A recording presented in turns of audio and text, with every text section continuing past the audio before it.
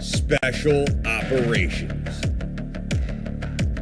Covert Ops, Espionage, The Team House, with your hosts, Jack Murphy and David Park.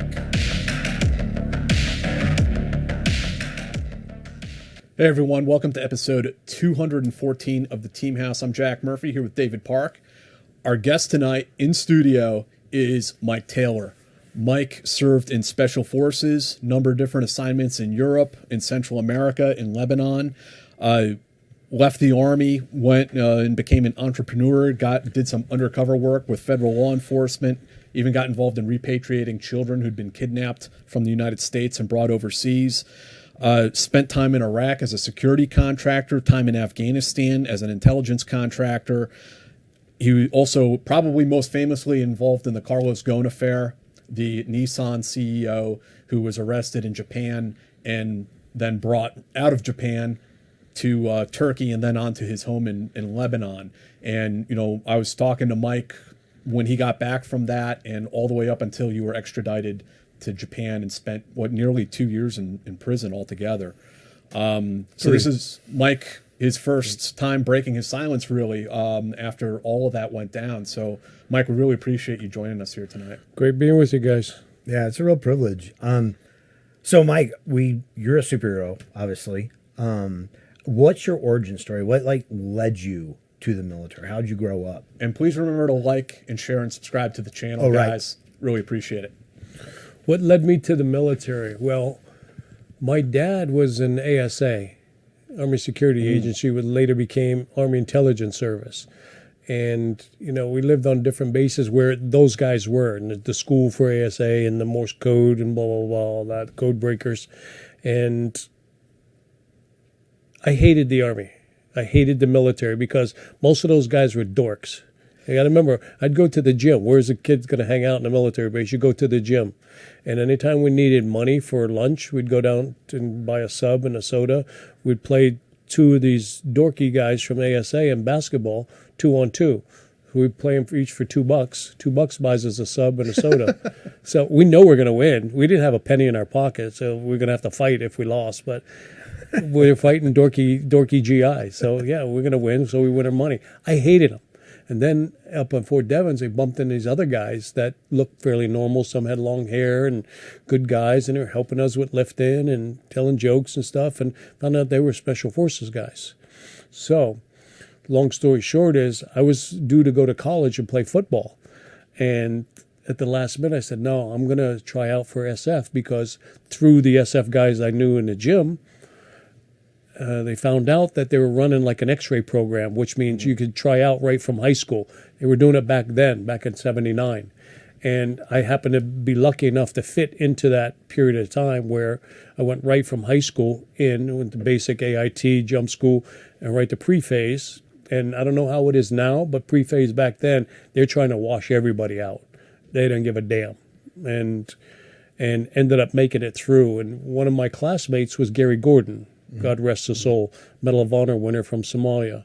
So, yeah, and 2/3 of our graduating class came right from high school. So we used to tease, you know, the older guys when we got into teams. Yeah, SF school ain't that hard because 2/3 of our graduating class came right from high school. Last year we were in high school. This year we're Green Berets. I'm sure they love that, Mike. Oh, yeah, they did go over very well. But we had to tease them. You know how it is.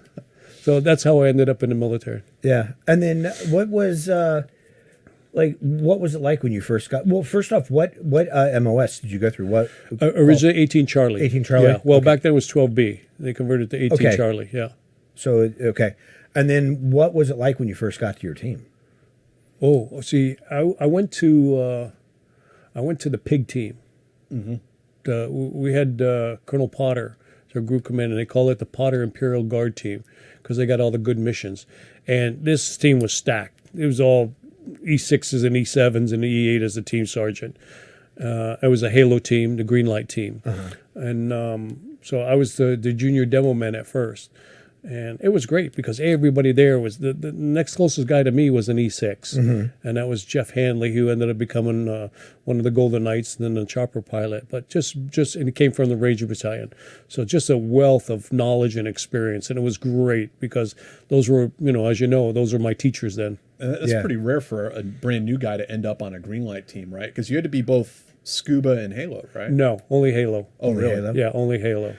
Yeah. So for, we haven't really talked about green light teams very much. Can you, and it's really not talked about that much at all. Can you tell us what that was? Yeah, it's essentially, and this part's been in the newspaper, so there's nothing classified about it. It's the SATM device. It's a special atomic demolition munition. SATM is the acronym for it. And that's one of the things that we had in our tools to use in case of war. And how fast do you have to run to get away from that device if you jump it in? I don't know. How fast is a nuke? So, yeah, the older guys are funny about it because they said, look, you got the least experience. You're a demo man. You've been through the school, so your ass is going to be the one pushing the button. And we're going to be far away. So, yeah, that was my job, push the button. So what were those training exercises like? Like, I've heard some pretty wild stories about. Well, we have to take, guns and ammo with us live, everything live, because you got to protect that device. And, the worst part of it is jumping it in. Somebody says, well, I got to jump the device. Well, you're not jumping the device. The device is jumping you. I've got over 3,000 free falls, and that's still a major league pain to jump that thing. It's brutal. And you end up sitting on it, falling in free fall. You're not flat and stable like you should be. So, and then all your other gear is divvied up. So all of a sudden you're a refugee because my gears, I got to go look for my warmies, my snivel gear to the junior commo man. I got to get my socks from, the medic, and I got to get one of my sea rations from the weapons guy. So it's, being a young guy in a team with the green light mission is not fun. Was it feasible to move the SATM, like once you jumped it in, or wherever you landed, was that where it was just going to have to? No. We hump it. Really? Oh, yeah. It's not that heavy. Oh, really? Yeah. Interesting. I don't know if the weight's classified, so I'm not going to say. Yeah, I don't. But yeah. you can, believe me, we've all humped a lot heavier rucksacks. Wow. Oh, yeah. Much heavier. Interesting. And then was it, well, I don't want to, yeah, okay. Was it manual, or could you get away from it? And everything back then was manual. Yeah. Yeah.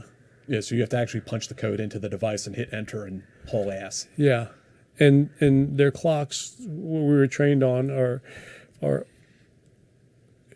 routinely, continuously, historically off.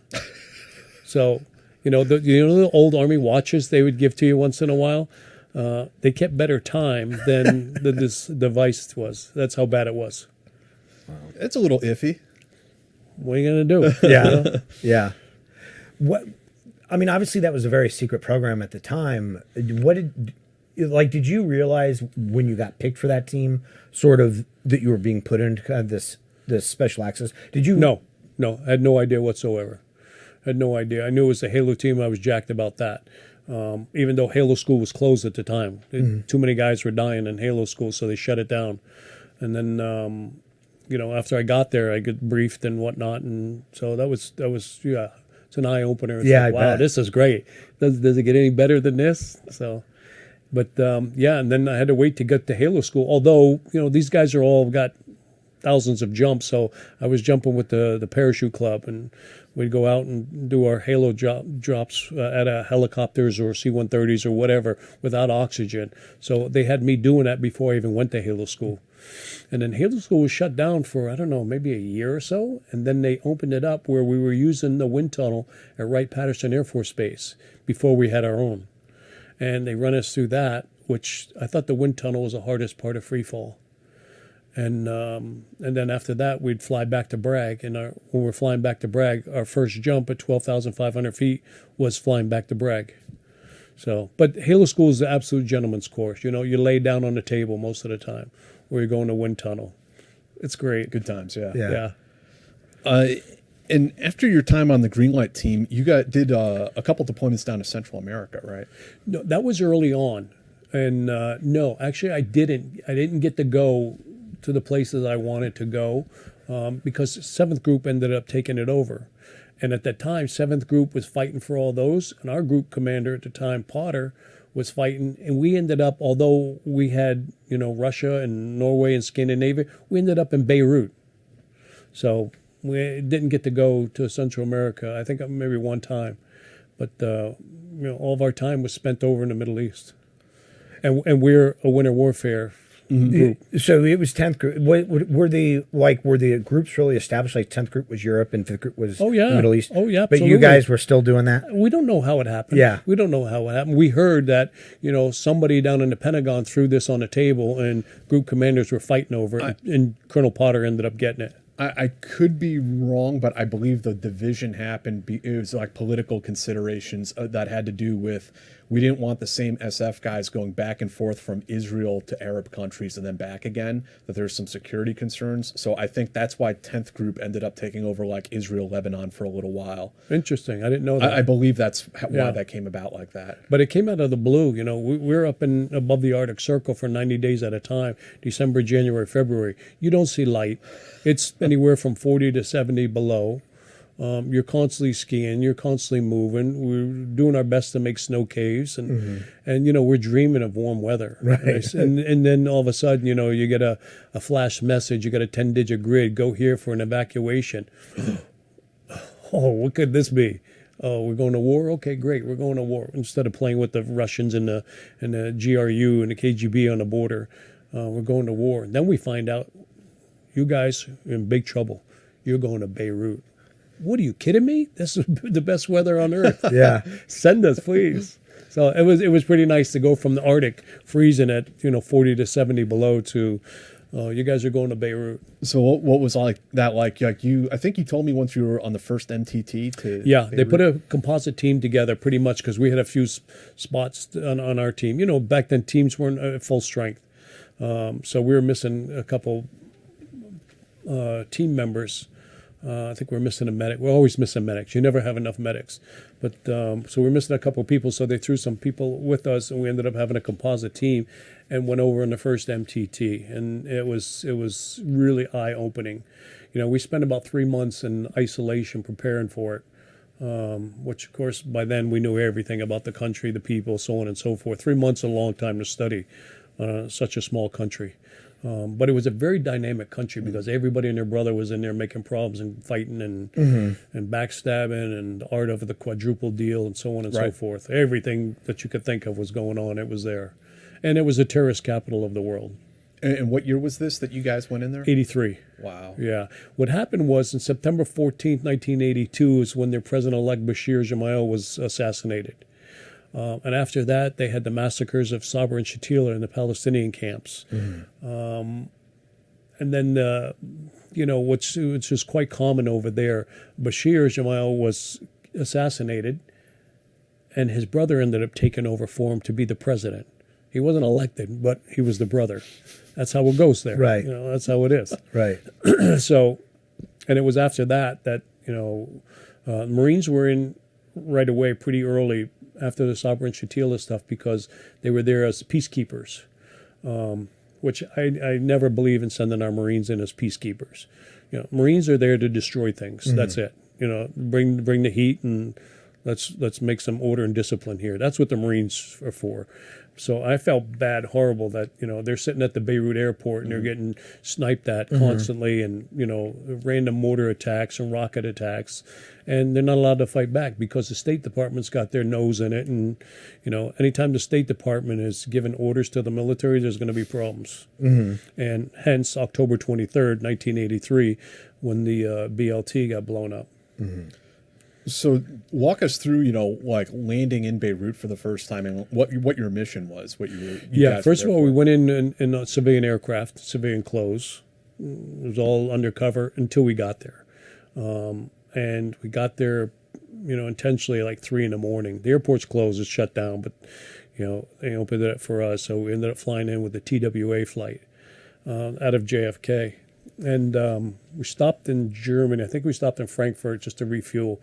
Ended up going in, and we're on an Lebanese army bus, a little bus, probably holds about 20 people, driving through downtown Beirut at 3 or 4 in the morning, and all you see is ruins all over the place. It looks like something out of the movies. And I would say a good 50%, 60% of the buildings were damaged and destroyed. And it just like the apocalypse had come through. But again, that was a result of, I don't know how many years of civil war at that time, but they ended up having about 17 years of civil war. In addition, it was, the Israelis had come in and started to attack the Palestinians to get them out, because the Palestinians were firing across the border.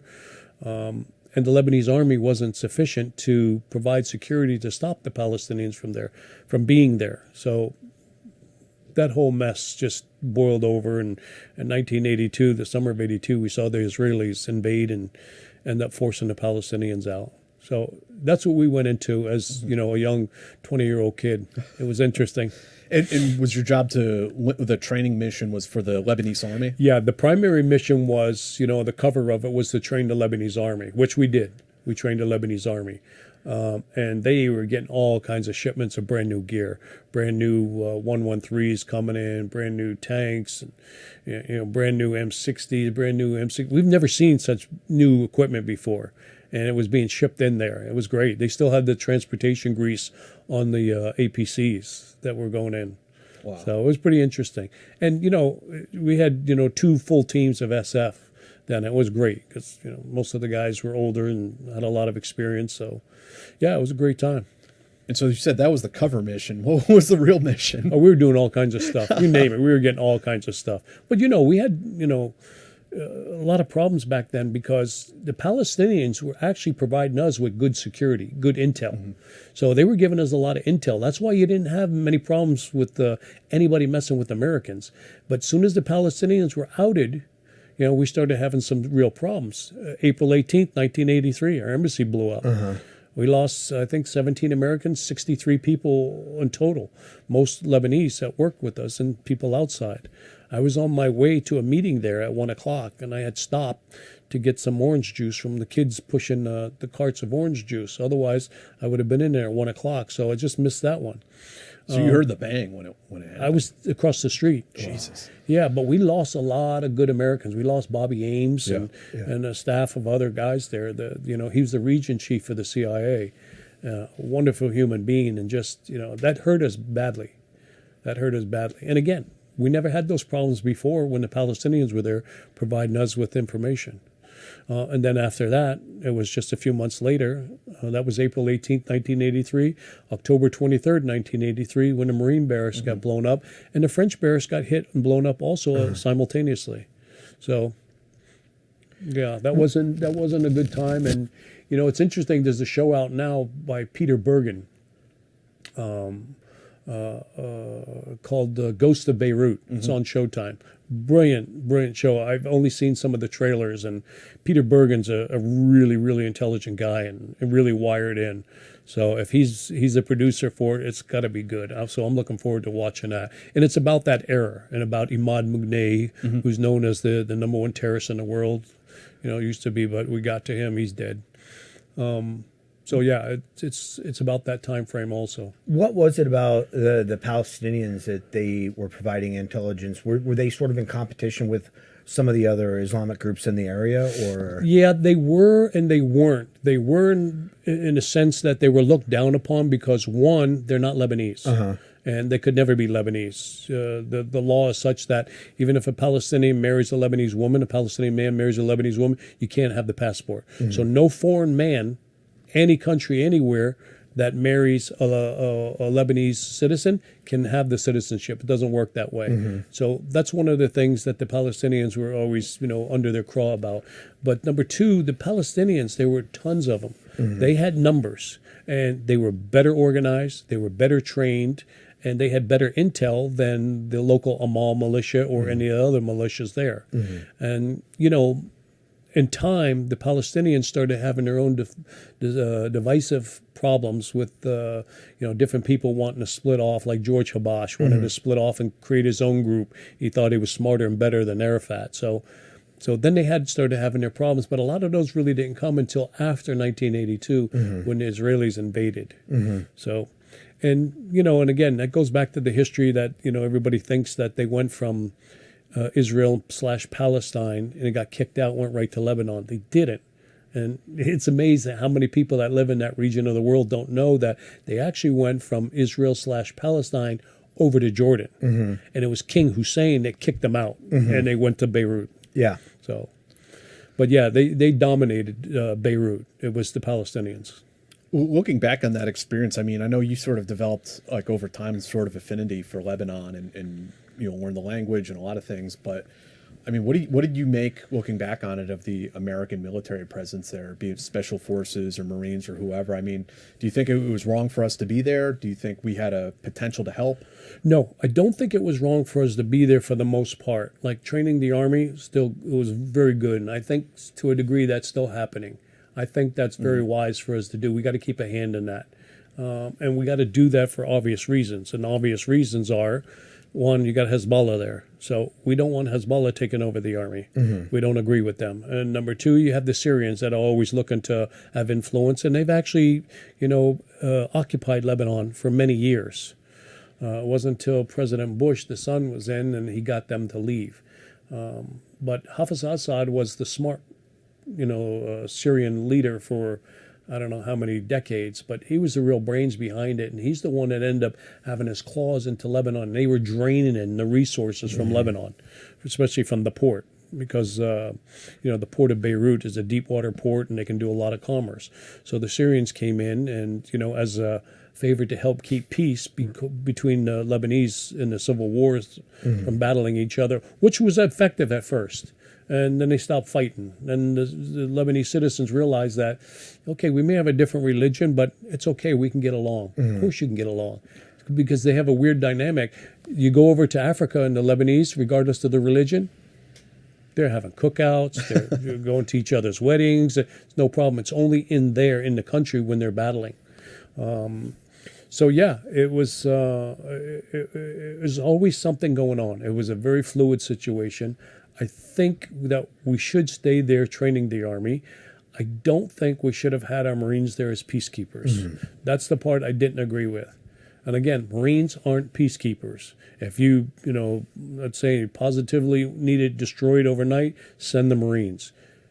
Don't bullshit around by having them stand there and, wait for it to be nice. Right. The Marines aren't nice. Right. Marines aren't made to be nice.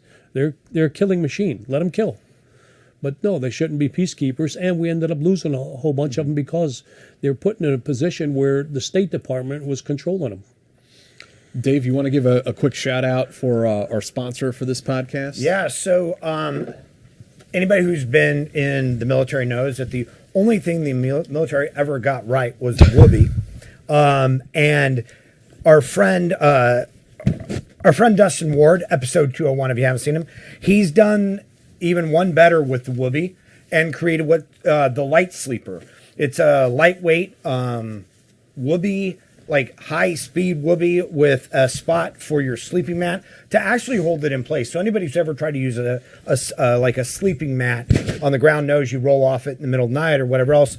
But this has a place of a pocket for the sleeping mat. It has a pocket for the pillow, and it doesn't come with either of those, but it has a place for them. And then it packs up into this amazing little go bag. It weighs like under 2 pounds. It's good down to 40 degrees. Let me make sure I got the weight right. But it's good down to 40 degrees by itself. And you can put a poncho on it if you need some weatherproofing or whatever else. But honestly, I really wish that this had been around when I was in. It's honestly one of the greatest. It's 2.1 pounds. So you go check it out at thelitesleeper.com and use the promo code TEAMHOUSE. You'll get 10% off your order. It's a really good product. I hope it's an amazing product. Yeah. Lite Sleeper. Yeah. Thank you, D. The Lite, LITE Sleeper.com. Check it out. Get one.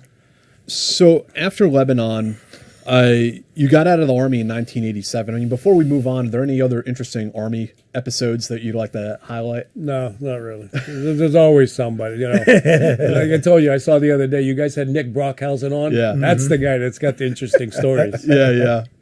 Yeah, no, Nick's awesome. He is. Great guy. Yeah, we've had him and Jeff on a couple times.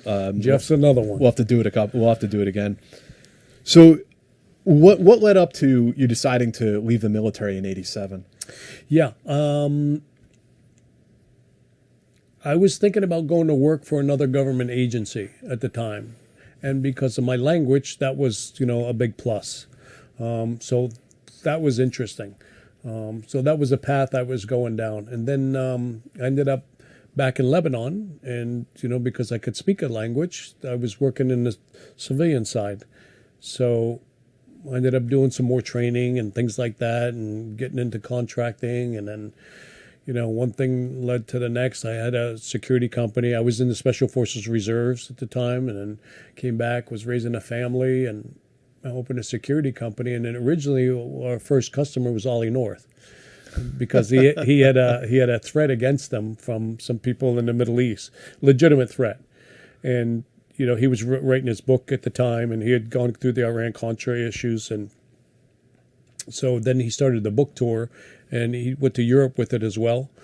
So we had to provide him with some real protection. So that's how the security company got it started. And there were, correct me if I'm wrong, but a couple like close calls with Ollie while you were traveling with him, as far as attempts.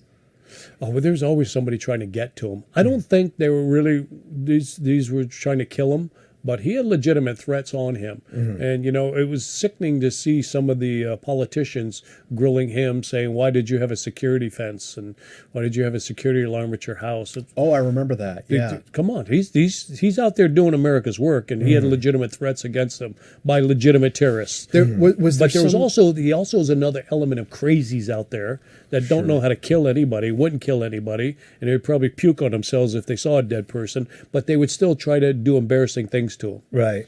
I remember, and if my memory serves me right, that during the Iran-Contra hearings, they were grilling him about that he used government funds to have an alarm system put in his home, and that was like a point of controversy whether or not that was appropriate. Yeah, I don't know if it was government funds or funds from the sale of the Hawk missiles to the Iranians at 100% profit.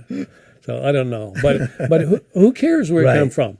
Well, the guy's got a legitimate threat. He's doing work for the government, us, the American people. He's not doing work for himself. He's not enriching himself. So yeah, he needed protection. So as time went on, how did that security company kind of expand and sprawl out into other areas? Yeah, one of the early bigger projects we got to do was work on the vulnerability assessment for Port Authority of New York and New Jersey, right in New York. It was after the February 1993 car bombing in the World Trade Center. And then we got the subcontract from a much larger company to come in and do essentially a vulnerability assessment. They were trying to figure it out. They had a bunch of former CIA and Secret Service guys and some brilliant brains in what they did, but they don't know how to target something. So they asked for the SF guy to come in, and I look at it from a terrorist perspective. They've got the George Washington Bridge, they've got the JFK Airport, and in Special Forces, that's what we do. We're the nightmare for the other people. When they stay awake at night, it's because of guys like us. We're going to find out where their vulnerabilities are, and we're going to exploit those vulnerabilities, and we're going to kill a lot of people or put them out of business, or both. So that's what we did here, and then we just turn it around so we can mitigate it and prevent it from happening. So that was one of our biggest contracts to date. And that was a good one because we got to spend, I spent about 6-7 months here in New York City, down by the World Trade Center working. We did every one of their facilities, the outer bridges, the airports, the communications facility, the Lincoln and Holland tunnels, the PATH system, the Port Authority bus terminal, you name it, with outer bridges. We did it all. It was great. It was a good experience. Is there, when you're doing that, especially with so many targets and in a free country, how do you mitigate like all the risks? You don't. You're absolutely right. And one of the things, the interesting thing, as soon as you said free country, we were looking at some of the tunnels. I'm not going to get into specifics, but some of the tunnels they have. I went and bought the blueprints for the tunnels for $7 because they're available to the public. And that was one of the things we said, one of our recommendations, shut that off. Don't let anybody come buy that. There's no need for the public to have it. Right. So, and that's the world we started creeping into as of February 1993 from that first car bombing. I have to ask, of course, considering everything that happened subsequently on 9/11, do you have any thoughts on, that's another threat that would have to be mitigated elsewhere to prevent that attack from happening. But what was going through your head when that happened, when that attack happened? Told you so. Yeah. Told you so. Because I actually wrote it, and I got a lot of pushback saying, look, if you follow up on all these recommendations we make, one of the only things we can't help you out is, kamikaze type attacks, which is, the people doing the screening at the airports.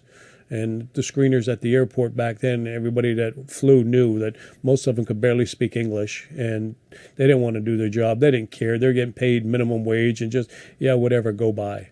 So, getting a couple box cutters on an airplane wasn't a complicated task. Right. But I actually wrote about that and ended up speaking about it on a Bill O'Reilly show after 9/11 happened, because he had found out about it and asked me. Wow. Yeah. Somewhere around this time back, we're talking the late 80s, early 90s, you also got involved in doing undercover work for the government. Yeah, and it was just because it was an SF connection. One of the agents was a former SF soldier and asked me, he says, hey, you speak Arabic and we know you were over there for a long time during the war. We're trying to penetrate this organization. Would you mind helping us out? What do we know about this stuff? I said, okay, yeah, sure, I'll help you. That was on a Wednesday. He said, we spent, a lot of money trying to get into this kingpin. Just of Arab descent. I said, okay. And that's Sunday. I was having brunch with that guy that they spent years trying to get just because of the contacts in Lebanon. Uh-huh. So luck or whatever. So were you posing as a buyer? I wasn't posing as anybody. I went in as who I was. I went in as my real identity. Uh-huh. Again, I didn't know anything about, doing law enforcement type of work. But a guy asked me to help. Well, sure, I'll help. The country asks you to help, you're going to help. 4 years later, everybody was arrested and indicted, and $100 million worth of drugs that came from the Middle East. Wow. So it wasn't bad. And so you were over there for 4 years doing that, trying to identify everyone? No. It wasn't just over there. It was both, here and there, mainly in the U.S. Mm-hmm. Yeah. And the arrests happened here in the U.S.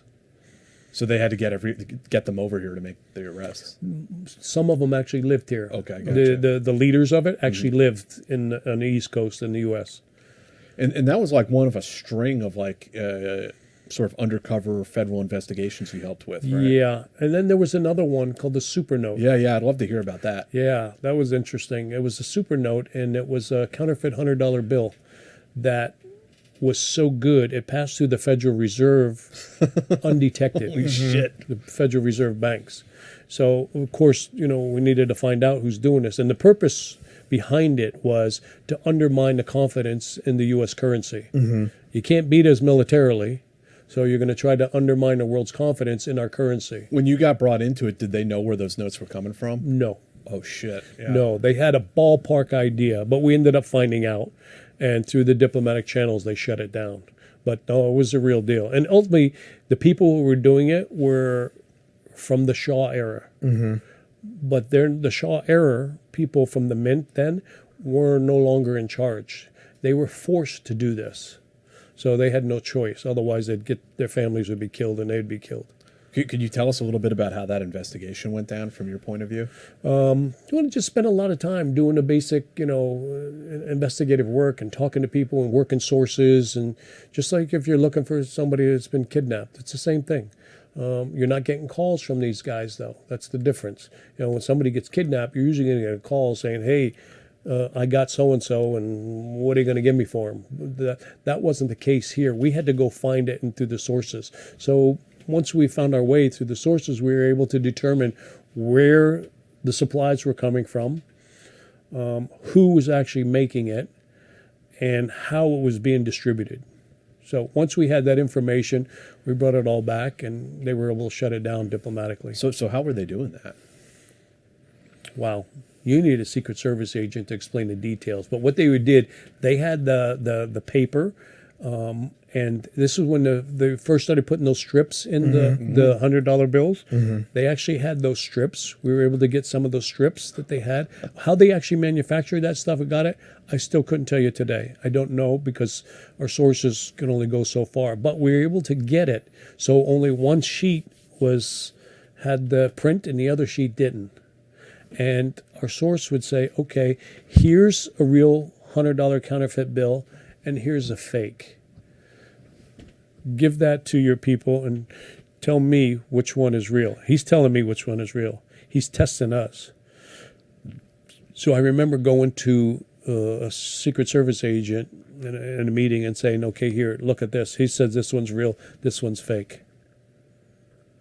Secret Service agent pulls out his briefcase, his little lab, and starts looking at it. He says, sorry to tell you this, but your source is playing you. You got a bad source because they're both real. I said, oh, okay. Then they're saying, well, don't go back. This is dangerous that the source is playing you. About 15 minutes later, he says, oh, time out. I stand corrected. These are both super notes. So I'm saying, my source is no good. Now, but you've been doing this for 17 years, and you don't know. It's that good you couldn't tell right away. Right. So that's how good they are. If you got a Secret Service agent who's been doing this for 17 years, he couldn't tell initially. See, it took him about 15 minutes before he could say, oh, these are definitely super notes. So that's how good they were. So do you know if it was ever determined that if somebody from our own mint was sourcing this stuff to them? No. That had nothing to do with us. Nothing to do with us. That was all foreigners. And what happened was when the Shah was in power, his people came over and they saw how our mint worked. They saw how we made our currency. So they went back, and then they were out of power, and they were grabbed by the Khomeini type people and said, here's what you guys are going to do for us. This is what we want to do. And so they could use the money to finance their illicit activities, but also, as you said, undermine the dollar. Absolutely, and they were distributing it by the crate loads in Europe.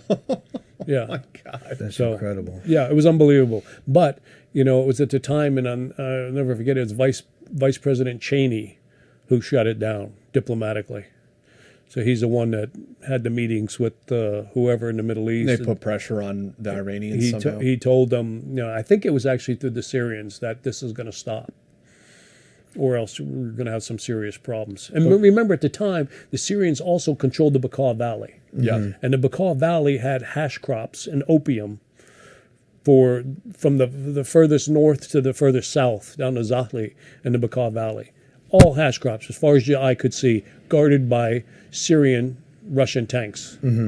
So they don't want to let, they don't want the Americans to come in and destroy their hash crops. The Iranians were manufacturing the bills in Syria, or they were manufactured in Iran, brought to Syria, and then on to Europe?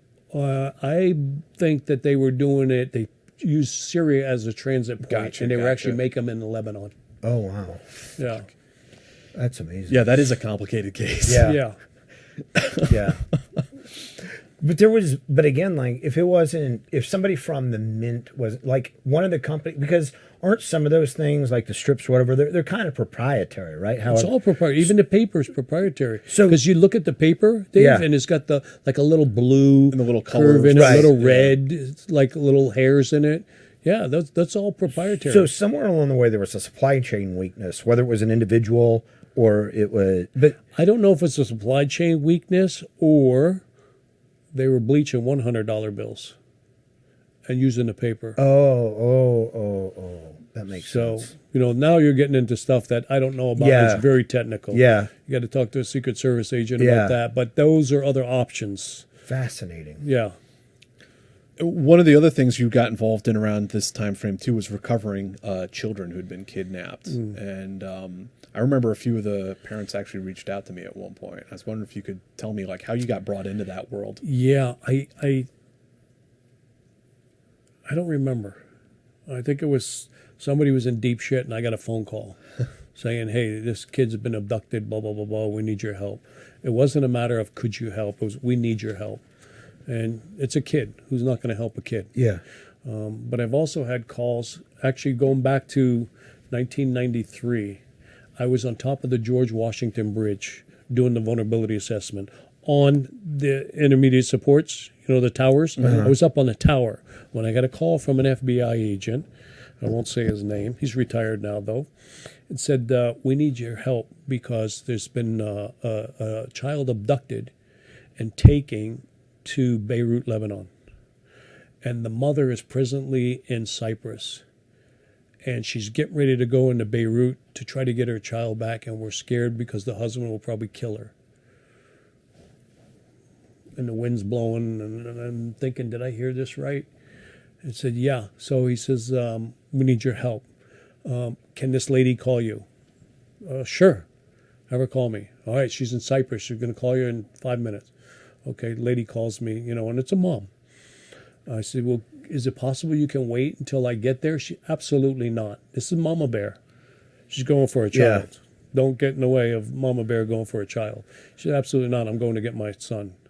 I said, okay. Well, do you have a phone number there? She gave me her phone number. So I was able, through her phone number, she got in there and she played it cool. We talked about how she'd play it cool with your husband, and try to be nice and no hard feelings, and don't beat him up or anything, and don't stab him when he's sleeping, and just be calm and give me a few days and we'll catch up to you. Okay. So I was able to catch up to her, ended up meeting her at the local produce market right on the street. I was able to talk to her. And the FBI confirmed there's an arrest warrant for the father. The mom has custody through the courts, and the State Department wanted them back also. So it had the blessing of all that. Yeah. And it was legit, through the courts. So I said, okay, so you did the standard, what puts surveillance on. We had the inside scoop with the mom because she was living there. So we saw when the father would drop the child off at school. We dropped the child off at school. We pulled up with the mom right behind. See the father take off. The child, mom calls the child, hey, Johnny, come here. Johnny comes running over. Mom gives him a hug. Let's go. We're going. Off we went. Cross over to Damascus, get on an airplane, goodbye. So, and home, safe and sound.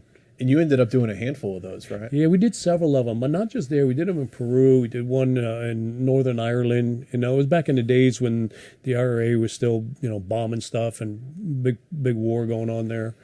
So that one was a dicey one as well. Mm-hmm. But yeah, we've done them in many different parts of the world.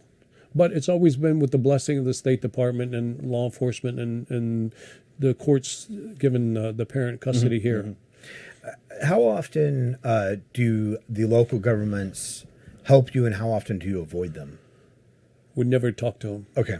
Never talk. I take that back. We talked to, in England, we had to get the Lord Chancellor's office to stamp some papers for us, the court orders from the judge here. And then from there, we went to Belfast. And because we had the Lord Chancellor's office stamp it, mm-hmm. we were able to get police support as well. Mm-hmm. So the police came in with their armored personnel carriers, surrounded the house, and we were able to go in. So that's one time we were able to use local. Mm-hmm. Otherwise, we don't say a word. We just in and out. Because if you were to be caught doing this in a place like Beirut, ostensibly you'd be charged with kidnapping, right? You got a problem. Yeah. Got a problem. And in a lot of places where particularly fathers run with the child, like if he's of Middle Eastern descent, like the state recognizes the father's right to the child. That's right. But under Sharia law, the mother has custody until the daughter's like 11 or 13 with its son. And after that, the father gets custody. Okay. So, but still, at the end of the day, you got to have father's permission to travel. Mm-hmm. A lot of those countries.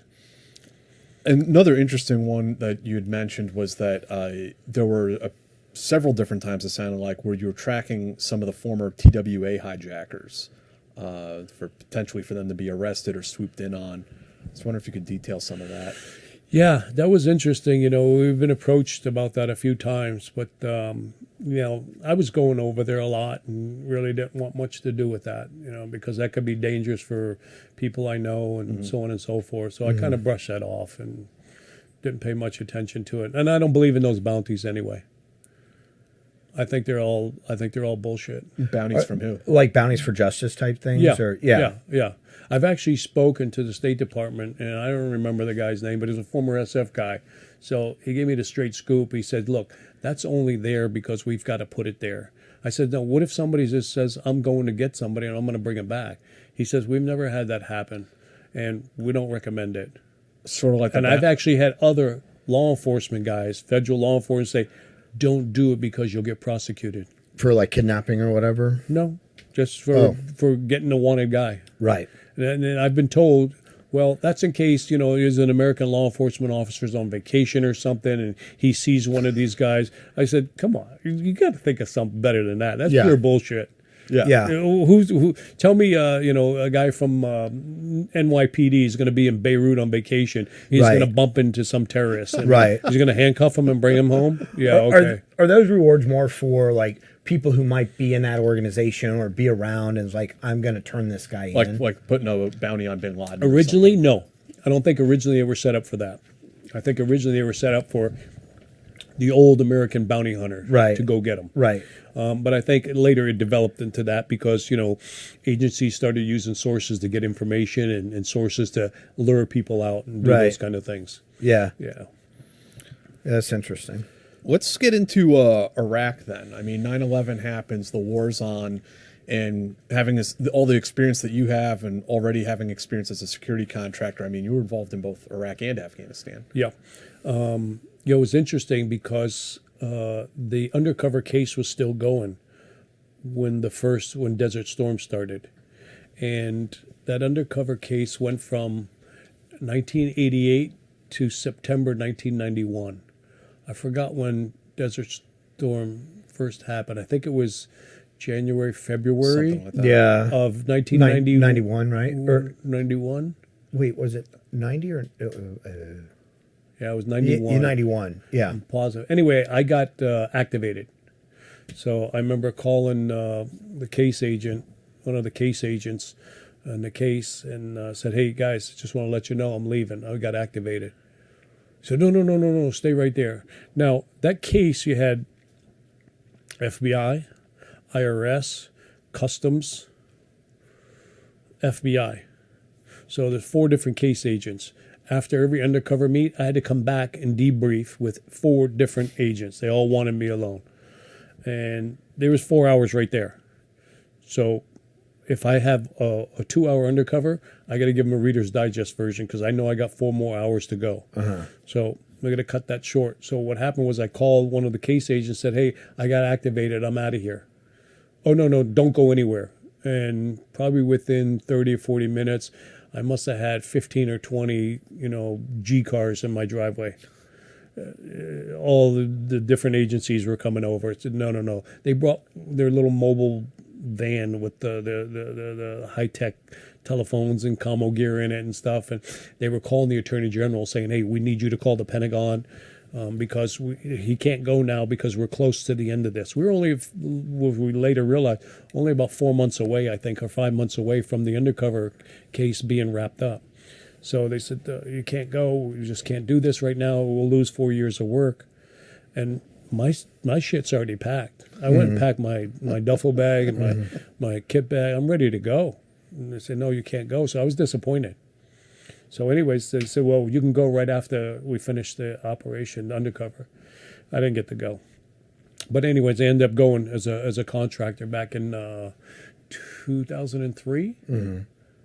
When December, January of 2003, when we first started. And we were doing, a ton of PSD work. We did a lot of work with Department of Justice, the mass graves. Got to work with some great guys there, some of the U.S. attorneys, some of the agents. And it was helpful, too, because I speak Arabic. And you know how it is. There's not a lot of people that speak Arabic. The State Department was, scarfing up everybody they could that could speak Arabic. So we'd go out in the middle of a desert to a mass grave that was identified, and they'd bring all the scientists out. We'd set camps up, and they'd bring the chow in, and, you'd have showers and a mini camp there, and they'd have the DNA specialists and the what do you call it? The FBI, Like the evidence forensic- response yeah. team folks, just people that are absolutely brilliant in this stuff, and they dig up all these bodies. Yeah. And start going through to get the DNA and start working on it. So we secured that, and we secured the transportation to and from people, so on and so forth. So that was interesting. And we also did, because of the Department of Justice, a lot we had to do with the protection of some of the witnesses against Saddam and an administration, and when you're building a new courthouse over there. So it was really impressive to watch. This was a lot of security and protection work mostly. Oh, yeah. Yeah. Yeah. Yeah. And how long did that keep you busy going back and forth from? Wow, that was to like 2008. Yeah, 2007. Yeah, it was busy because it was constantly, and, they're just throwing contracts at you, just throwing money at you. We need you to do this. We need you to do that. So it was a busy time. Now, what were some of the other things? Because in your bio, like you mentioned, some of the other things that you were asked to do during that time or hired to do. Like what were? Yeah, like CODEL. We had the CODEL contract, the congressional delegation. So anytime Gotcha. those people would come in, the politicians, we'd have to pick them up at the airport and bring them into the green zone and take them wherever we want them, do their protection for them. And until it got really bad, and then we'd start flying them in, or they take that Iron Dragon to and from, the big piece of target cloth. Yeah, that's one of the things we did. We did a lot of static protection at Taji, which is north of Baghdad. We did some of the UN facilities. We did protection for some of the logistics sites as well. Did you ever cross paths with Bob Adolf by chance? I don't He think- was a SF officer. Actually, I believe he was a 10th Group guy, and he was running security for the UN building when it got blown up. Oh no, we didn't have it then. We had it. We had a UN site. I forgot where it was. Not Taji, the Office of Direction. I forgot the name of the site. Anyways, it was a UN camp, a small camp. It was mainly military there. It wasn't civilians. But I know what you're talking about. You're talking about the UN corporate building, It was early on in the war. the headquarters building. Yeah. No. We had a UN military place that we were secured, and they had foreigners that are assigned to the UN force that were staying there. So that's the base we protected. And then you mentioned that like during this time you were also asked to sort of set up an intel network, like a local intel network, right? Or That was in Afghanistan. that was Afghanistan. Yeah, I'm sorry. that was Okay. Afghanistan. Okay. Well, how did Afghanistan figure into this? Because you said you were bouncing around to Iraq till 07, 08. When did Afghanistan kind of come up on the radar for you? That was in 2007, 2008. Okay, right so around about the same that time. As soon as we finished with one, we started on the other. So it was that when you say we, I mean, it was like your entire security company kind Yeah, of yeah. moving from one to the other. Yeah. And we worked a lot with the company that was a prime contractor in a lot of these called MBM. Yeah. The guy Dario Marquez, great guy, and Rob Rubin, another great guy. Rob was the brains to make everything happen. He's just dude's off the chart smart. I'd call him on a Jewish holiday at 3 a.m. his time, and he'd say, "Well, look, my daughter, my wife Rachel's the daughter of a rabbi. I really can't be using anything electronic today, but let me sneak into the closet and I'll bring my laptop with me." And he'd bang out all the numbers on a proposal in the closet when he wasn't supposed to. So I hope Rachel's not watching this. But anyway, great guy. But he's the guy that made it all happen. And so what kind of contracts did you start picking up in Afghanistan? Afghanistan, it was actually a maintenance contract. We would embed with SF teams who were training the commandos, the Afghan commandos. And it was started out a very small pilot program at first. It was only like 3 or 4 people, and none of the big companies wanted it. So it was, yeah, we'll take it. So we did it. Put the proposals in. Only 2 companies put proposals in. Us and one other one. And the other one, they weren't even technically acceptable. Their proposal was like 2 pages long. We actually saw a copy of it later. But so we got that contract, and then from there it built. It grew, and they kept adding more, FOBs and more teams that wanted us to be embedded and train them on the maintenance. Mainly the Afghans trained them on how to repair your weapon, how to clean your weapon, how to do the night vision, and your generators and so on and so forth, because they were terrible about it, which a lot of armies are. It's just basic maintenance. They'd say, well, the gun don't work, throw it out. Well, it might help if you clean it once in a while. Yeah. So then, how did you get involved then with, the Dewey Clarridge over there? Well, actually, I knew Dewey from way back in the days of Beirut. But then we ended up working together on a couple different projects, and one of them was there was a New York Times reporter that got kidnapped and taken across the border and ended up being in the custody of the Haqqanis. The Haqqanis took him over. So somehow a connection, a New York Times contacted me and asked for help, and we were able to help do some work on that. And of course, Dewey was instrumental in it. The guy's got contacts all over the place. It's just stunning. He was the first head of the counterterrorism center for the CIA. So there's not many people Dewey didn't know anywhere in the world. Are you able or willing to talk about that at all? About how you could get that reporter out of there, how that came about? Well, again, it's just using sources and different sources and confirming. So you get 3 or 4 sources, and eventually, you find out that 2 of them are telling you the straight scoop and one's not. So you push them aside, and you're constantly trying to develop more sources. So it's like any kind of investigative tool. We pull that up, that information, all the sources, and I'll use sources. Dewey will use sources. Other of our guys will use sources. And we pull our information. We analyze it and see what's right and what's not, and find out where he's at. And, we have people on the ground there if we need it, if we need to take some kind of action. And it's only a plane ride away. And, ultimately we find out where he's at. And that's when you start zero in. And, the bad guys that, Haqqanis are asking for millions and millions of dollars.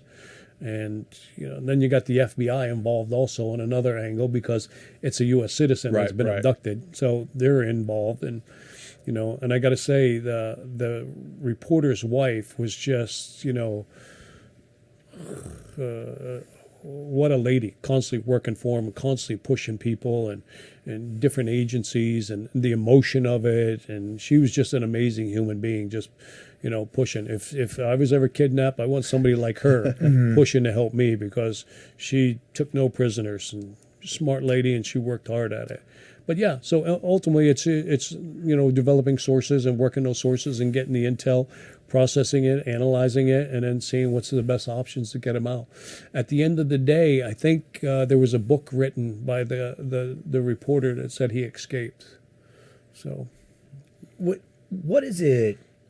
We obviously know about the CIA, we know about the DIA, and then we know, a lot of us know about Dewey Clarridge. Like, there are these sort of private intelligence efforts out there across the world, very involved sometimes and very competent.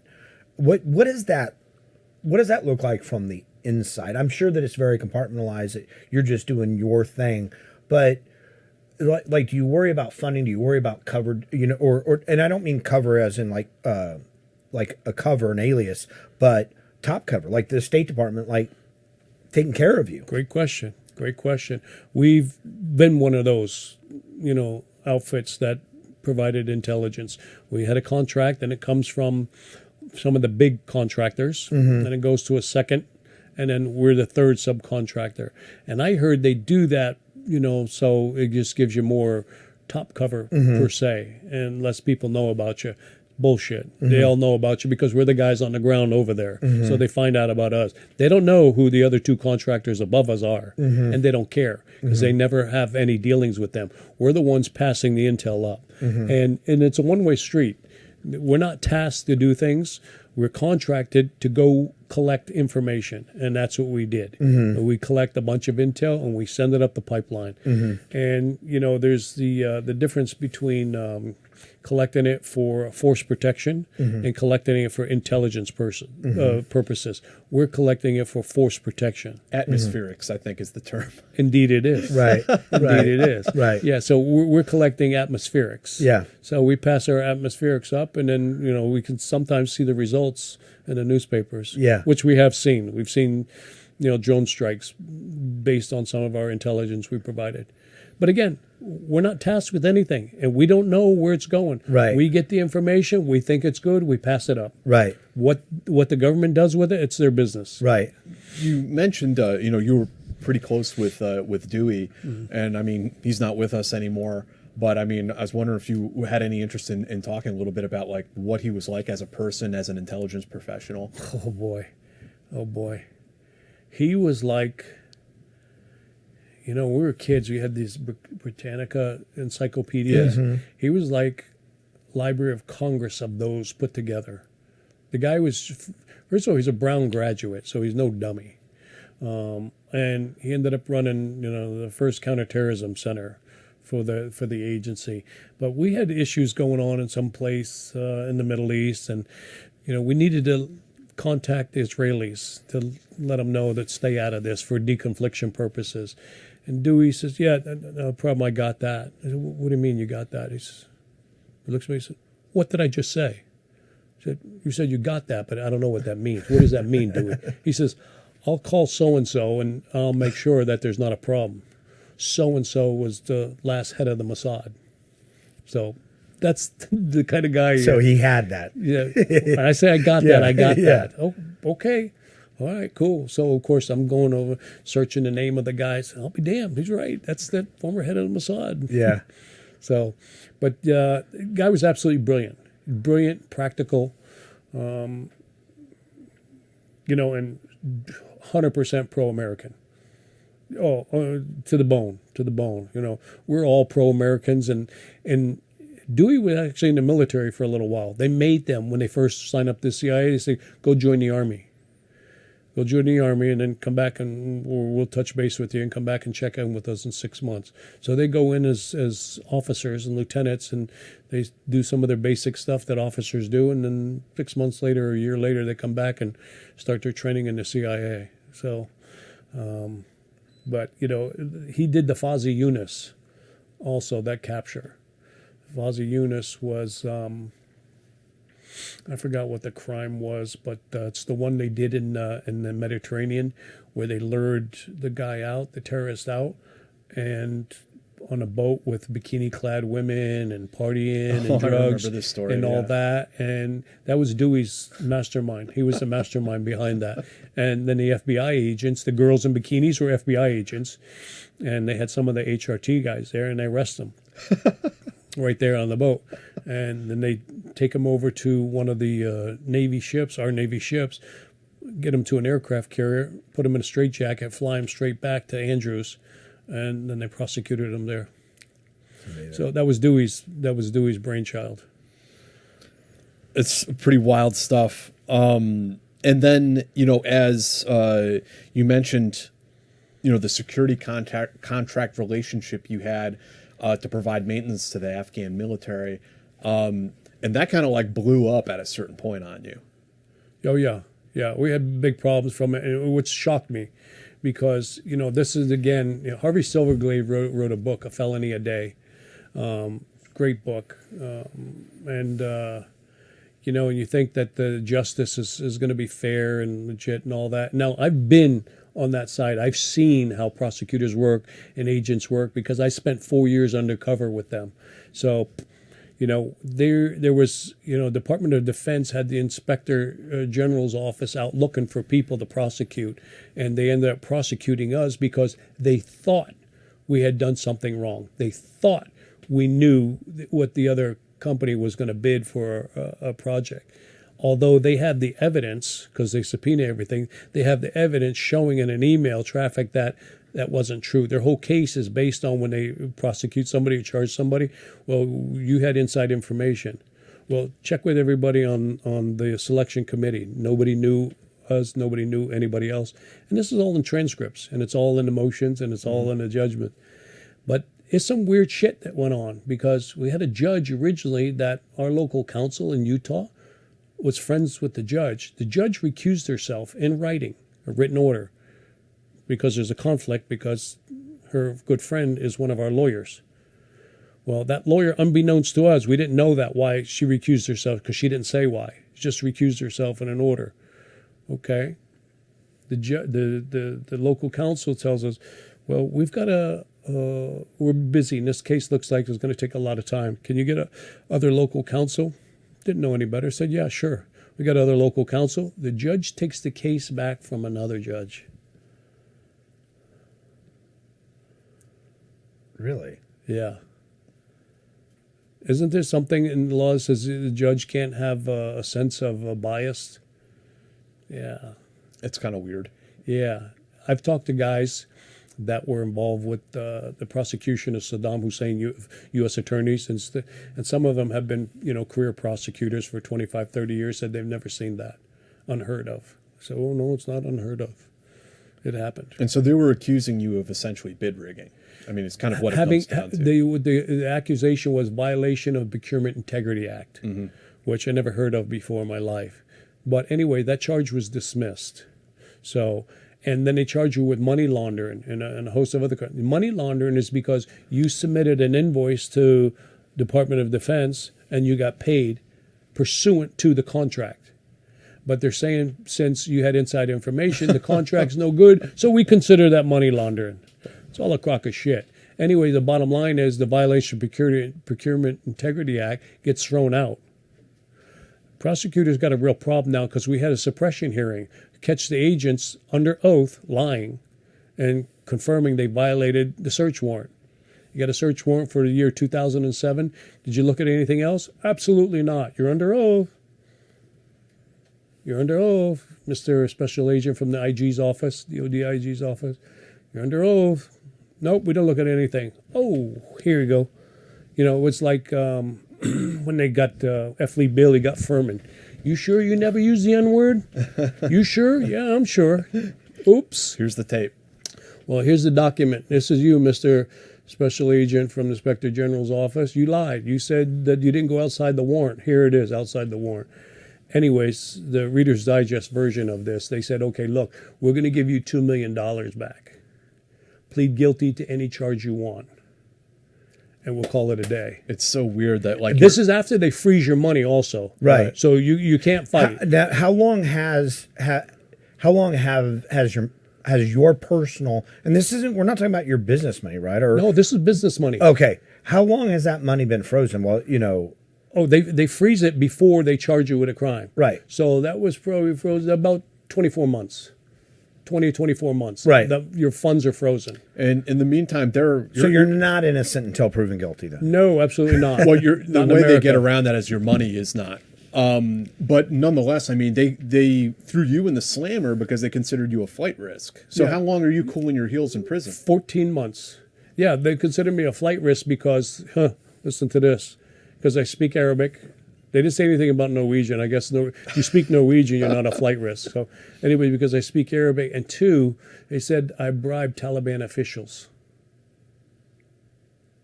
And there's silence and crickets. How do you bribe a Taliban official? Because, what's his name, Ross, I think it's Brian Ross, ABC investigative reporter, wrote an article saying that unnamed sources said American International Security Corp, which is my company, paid a few $100s to bribe Garbs to look the other way so the New York Times reporter could escape. So based on that, you're a flight risk. The judge says you're a flight risk because you're a danger to the community because you bribe foreign officials. I don't know if the Taliban. This is in writing. Foreign official. This is when we're at war with the Taliban. Right. This is the judge's decision in writing. And so basically, you paid your company paid guards to look the other way while the journalists escaped, and that's paying foreign officials. So that's the reason to keep you detained. It's all bullshit. Yeah. Because if they don't have a strong case, it's a white collar case. You get out on bail. Right. Personal recognizance. It's a white collar case. No violence here, no drugs, no guns, none of that stuff. What's the problem? The problem is they got a weak case, so they got to put as much pressure as possible. But where? And here's the big kicker now. This is a real kick in the gut. They said, plead guilty any charge you want. Okay, I'm going to plead guilty to the violation of Procurement Integrity Act. You know why? Because it was dismissed. So give me my $2 million back, and I'll plead guilty to that. So that's what the deal was. What? Do you know where they developed this hard on? Like, did some other company try to sink you? What I think is that investigators start going down a path, right, and they don't stop. They put so much work into it. They don't They want to put go so to their much time boss and money say, into it that they're not going to stop. right, And you know what? What do they care? right. What do they care? We caught you. We got the transcripts now. These are all transcribed. You lied under oath. They got promotions afterwards. Right. Because they were guilty verdicts.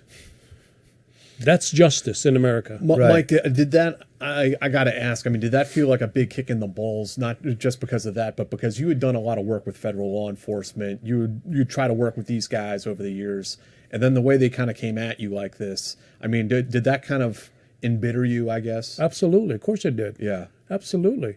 You know, when they said we're investigating this, and when I first heard about it, I blew it off. I laughed. I said, well, they're good investigators. They'll figure it out. I'm not worried.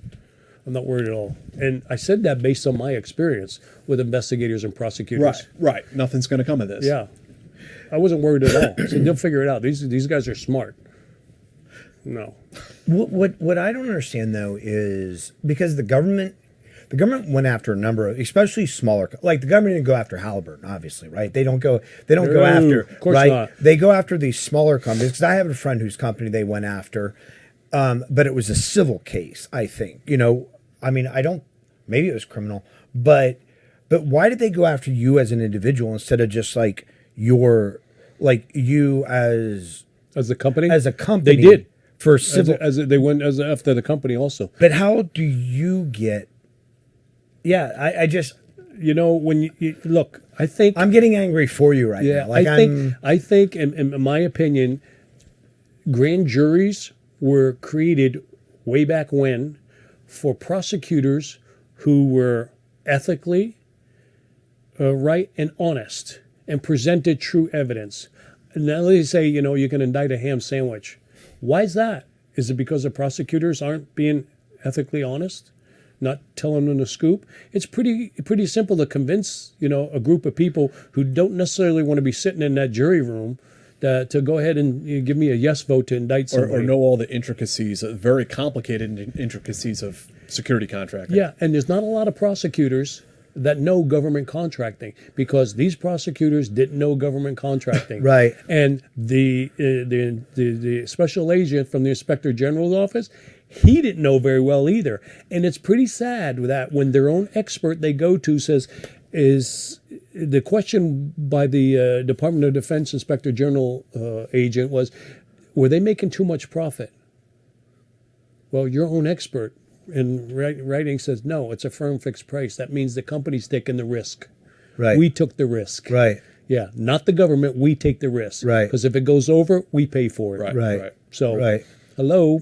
So 14 months overall, you get out, and is that when you start going into other entrepreneurial endeavors? No, actually what happened was when I got out, I got contacted to help on another undercover operation in the Middle East. Even after all that, the government came back to you and wanted your help. Yeah.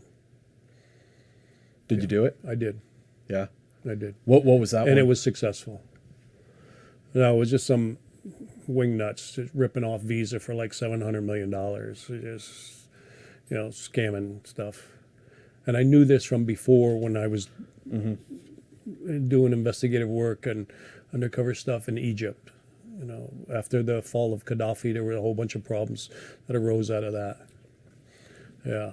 But yeah, after that case, the violation of Procurement Integrity Act, come on, really? That's dismissed, and you're going to let somebody plead guilty to that? It doesn't make sense. So I had to go to my priest later and ask for forgiveness because I swore that I did that when I didn't. And I had to do that just as a business perspective to finish it and get out of jail. Yeah. So that's justice in America, unfortunately.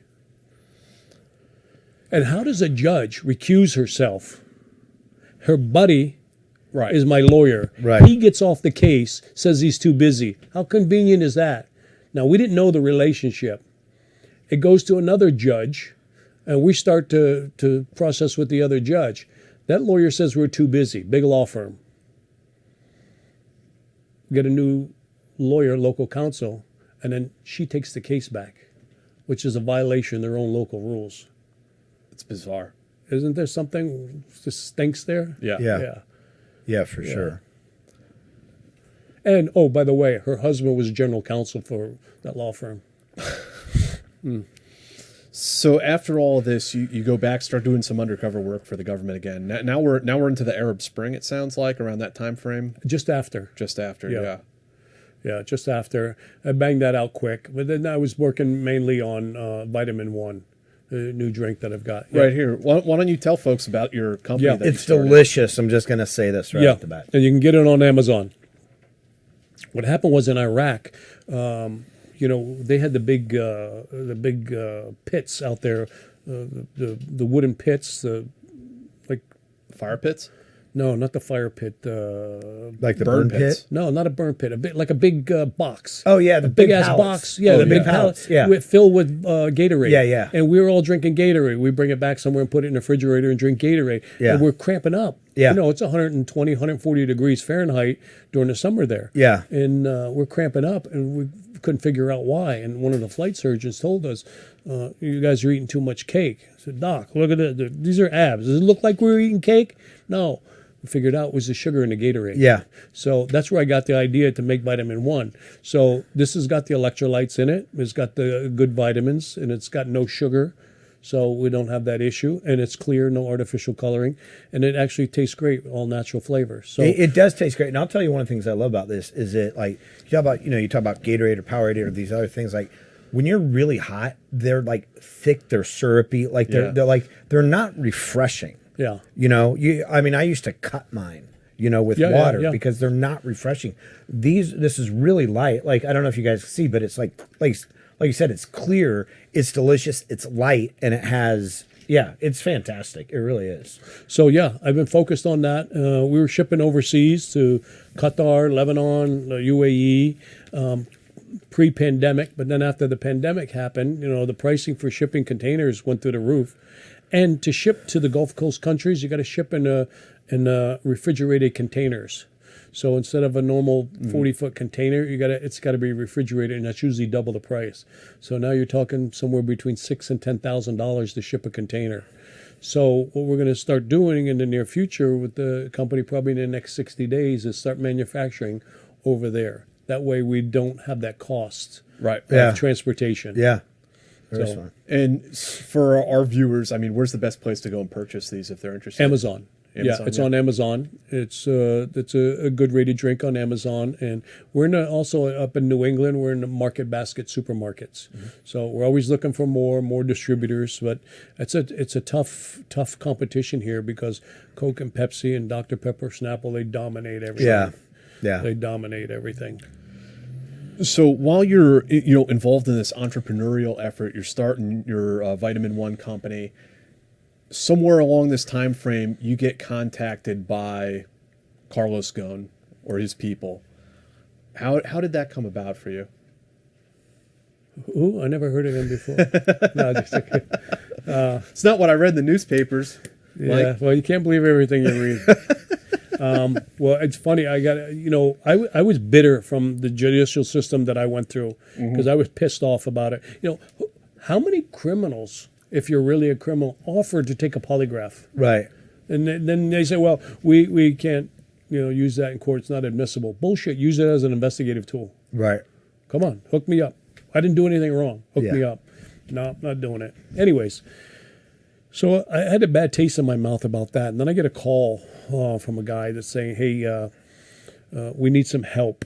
Can you help us get somebody out of somewhere? Okay. Yeah, sure. When you want it done? Tonight? 5 o'clock? Yeah, no problem. That's literally, can you help us get somebody out of somewhere? I don't know. What are you talking about?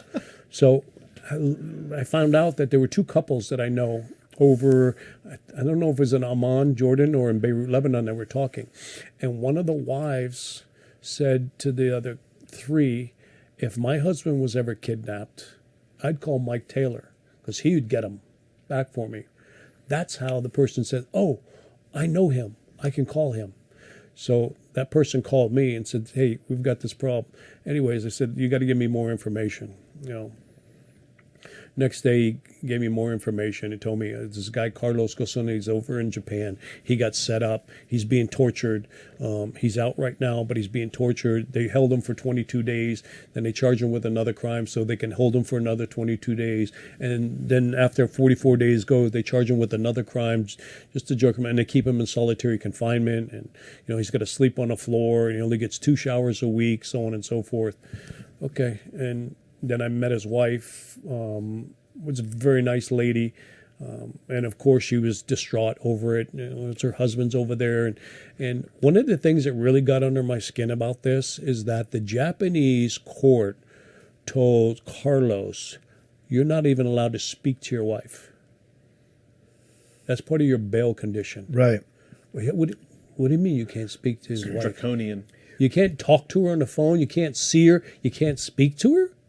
What is this? That sounds like something Saddam Hussein would, put as a bail condition, or North Korea. Yeah, real quick. Can you give us a brief background on Carlos Ghosn? Was he just some guy who was tagging walls, spray painting in Harajuku in Japan? No, good point, Dave. Carlos Ghosn was the chairman of Nissan, Renault, and Mitsubishi all at the same time.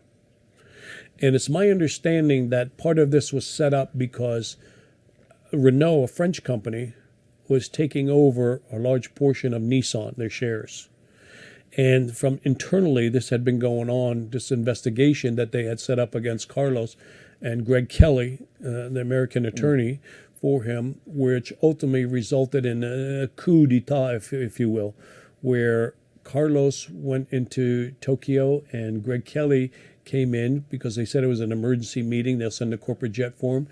Greg Kelly said, I really can't because I got to have back surgery in a couple of days and Thanksgiving's coming up. They said, please, please, please, please. Sent the plane over. He did, the honorable thing and said, yes, if there's work to be done, I'll do it. Jumped on a plane, went over there. They arrested them both. Threw them both in solitary confinement. And Greg Kelly, short end of it, they charged him with four different crimes. 3.5 years later, his trial happened. And he was found guilty only 1, 3 not guilty. So I don't know if he was really guilty that one, or maybe they're just trying to save face. What were they charging? Anyway, it took 3.5 years. I don't know. I don't know what the crimes were, like misuse of funds or something along those lines. And violation of the confidence of the shareholders, or misappropriation of money. Things like this. So, but anyways, you're going to put people in solitary confinement and torture them for this. So that's what they did. They did it to them. So anyways, they asked me to help. I met with the wife several times. Wonderful lady. And ended up saying, okay, I'll do it. I'll get him out. Remember at the time, I was still bitter and pissed off about my experience. And I thought it was very unfair. And today I think it's unfair. And I'd sit with the judge and tell the judge that, and tell the prosecutor knows it. Prosecutor called one of my attorneys afterwards, said, we're so sorry about this, so many mistakes. Bullshit. If you're sorry, you stand up and do the right thing, you bunch of cowards. Anyways, I felt bad, and I said, I'll do it. I'll get the guy out. And I did. I got him out. I planned it. The operation was absolutely perfect. It was smooth, without a glitch. And I pulled him out like I said I would do, and he's free and clear in Lebanon, living a life. Can you share the details of how you got him out? Are you willing to do that? Sure. Well, he's so well known. Everywhere he goes, somebody knows him. He goes to have a dinner somewhere, a lunch. Everybody, hello, Mr. Ghosn. They call him Ghosn over there, Mr. Ghosn.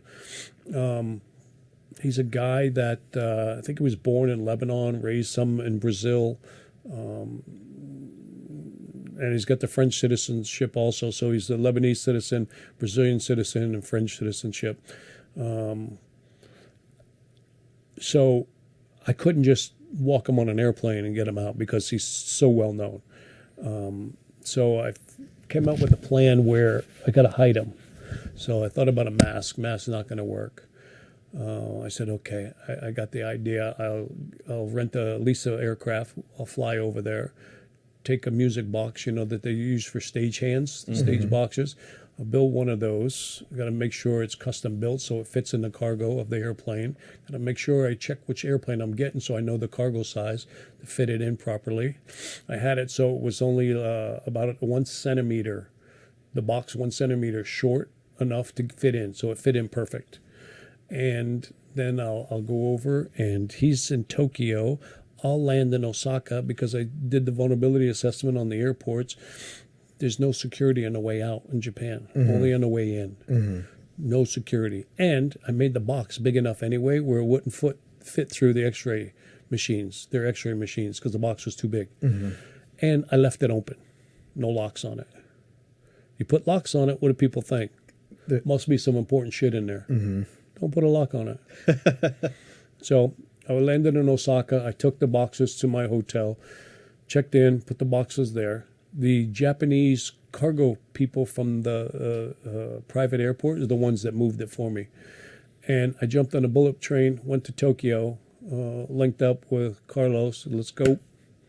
U.S. Special Forces here to rescue you. Let's go home. Put him on a train, went back. He had a mask, glasses, and a hat. And everybody over in Japan wears the mask. This was before COVID hit. And but they still wore masks. And took the 3-hour train ride back. Now, was he on house arrest at the time, or No. He was just on bail. Okay. So he could travel anywhere within the country for, I think it was like 48 or 72 hours without telling a prosecutor, as long as he stayed within the jurisdiction of Japan. So he could travel around there. So being on the train is not a big deal. So what? He's on a train. So he went down to Osaka on the bullet train. The bullet trains are great, by the way. They're smooth and they're fast. A little bit crowded. And the food they sell on it's horrible. Went into my hotel where he still had his camouflage on. Said, okay, we're going to leave at 2200. That's 10 o'clock for non-military people. And I said, okay, we're going to wait a little bit. The people from the airport showed up in the vans at 10 p.m. So we're going to wait so we can be a little bit late. Now, I had gone over to the airport about an hour before at 9 o'clock to tell the lady, the manager, we got to make sure that we leave on time. I can't be late because I got an important meeting in Istanbul. I was looking for surveillance or any extra law enforcement or anything going on. That's what I was doing a recon. And then I went back to the hotel, saw him. The people were there. I said, let him wait. We got to be late. So we're late. Japanese are very, very punctual. Everything's SOP. They don't think outside the box. If it's not in the SOP, we're in deep shit. That's how they are. They're just like robots. And of course, in the SF mentality, it's just the opposite. So we're going to be intentionally late. I tell them we're going to be like 12 minutes late. So they're downstairs, going through a panic. And I said, okay, now we can go. Get in the box. I threw a bed sheet on them, shut the box, rolled them You give him downstairs. a bottle of water, some food. No. I had drilled holes in there. He don't need food. He's not going to be there very long. I don't need any food. So, and then he might be drinking. Then he's going to piss. Right. Then we got a problem. right? But so I had drilled holes in the bottom so he could breathe. So there's plenty of oxygen. So then I rolled him downstairs, put him in the elevator, went to the lobby. The Japanese people took the case. They couldn't lift it and put it in the back of the van. So I'm the VIP. I'm the guy with the private jet. I'm not supposed to be doing this stuff. I'm supposed to be, somebody special. So I got like 8 Japanese guys on one side. I'm on the other side. We lift the box up because Carlos was in it. So we lift the box up. They couldn't get it in the van. So we finally get it in the van, shut the door, jump into 2 vans, and we go back to the airport. It's great. Everything's there. The same immigration guy that was there in the morning, we arrived at 10 in the morning, 9:30, 10, was there. Same policeman with a nasty little old revolver, looked like it came out of World War II, still there.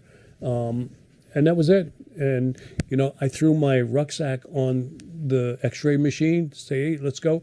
and said, no, you guys are in a hurry. Besides, no screening, no security check on the outside. When you guys are leaving, no security check. I said, okay, great, let's go. Pushed the big box with Carlos in it, and I had another smaller box. Pushed the 2 boxes through from in the van on the airplane.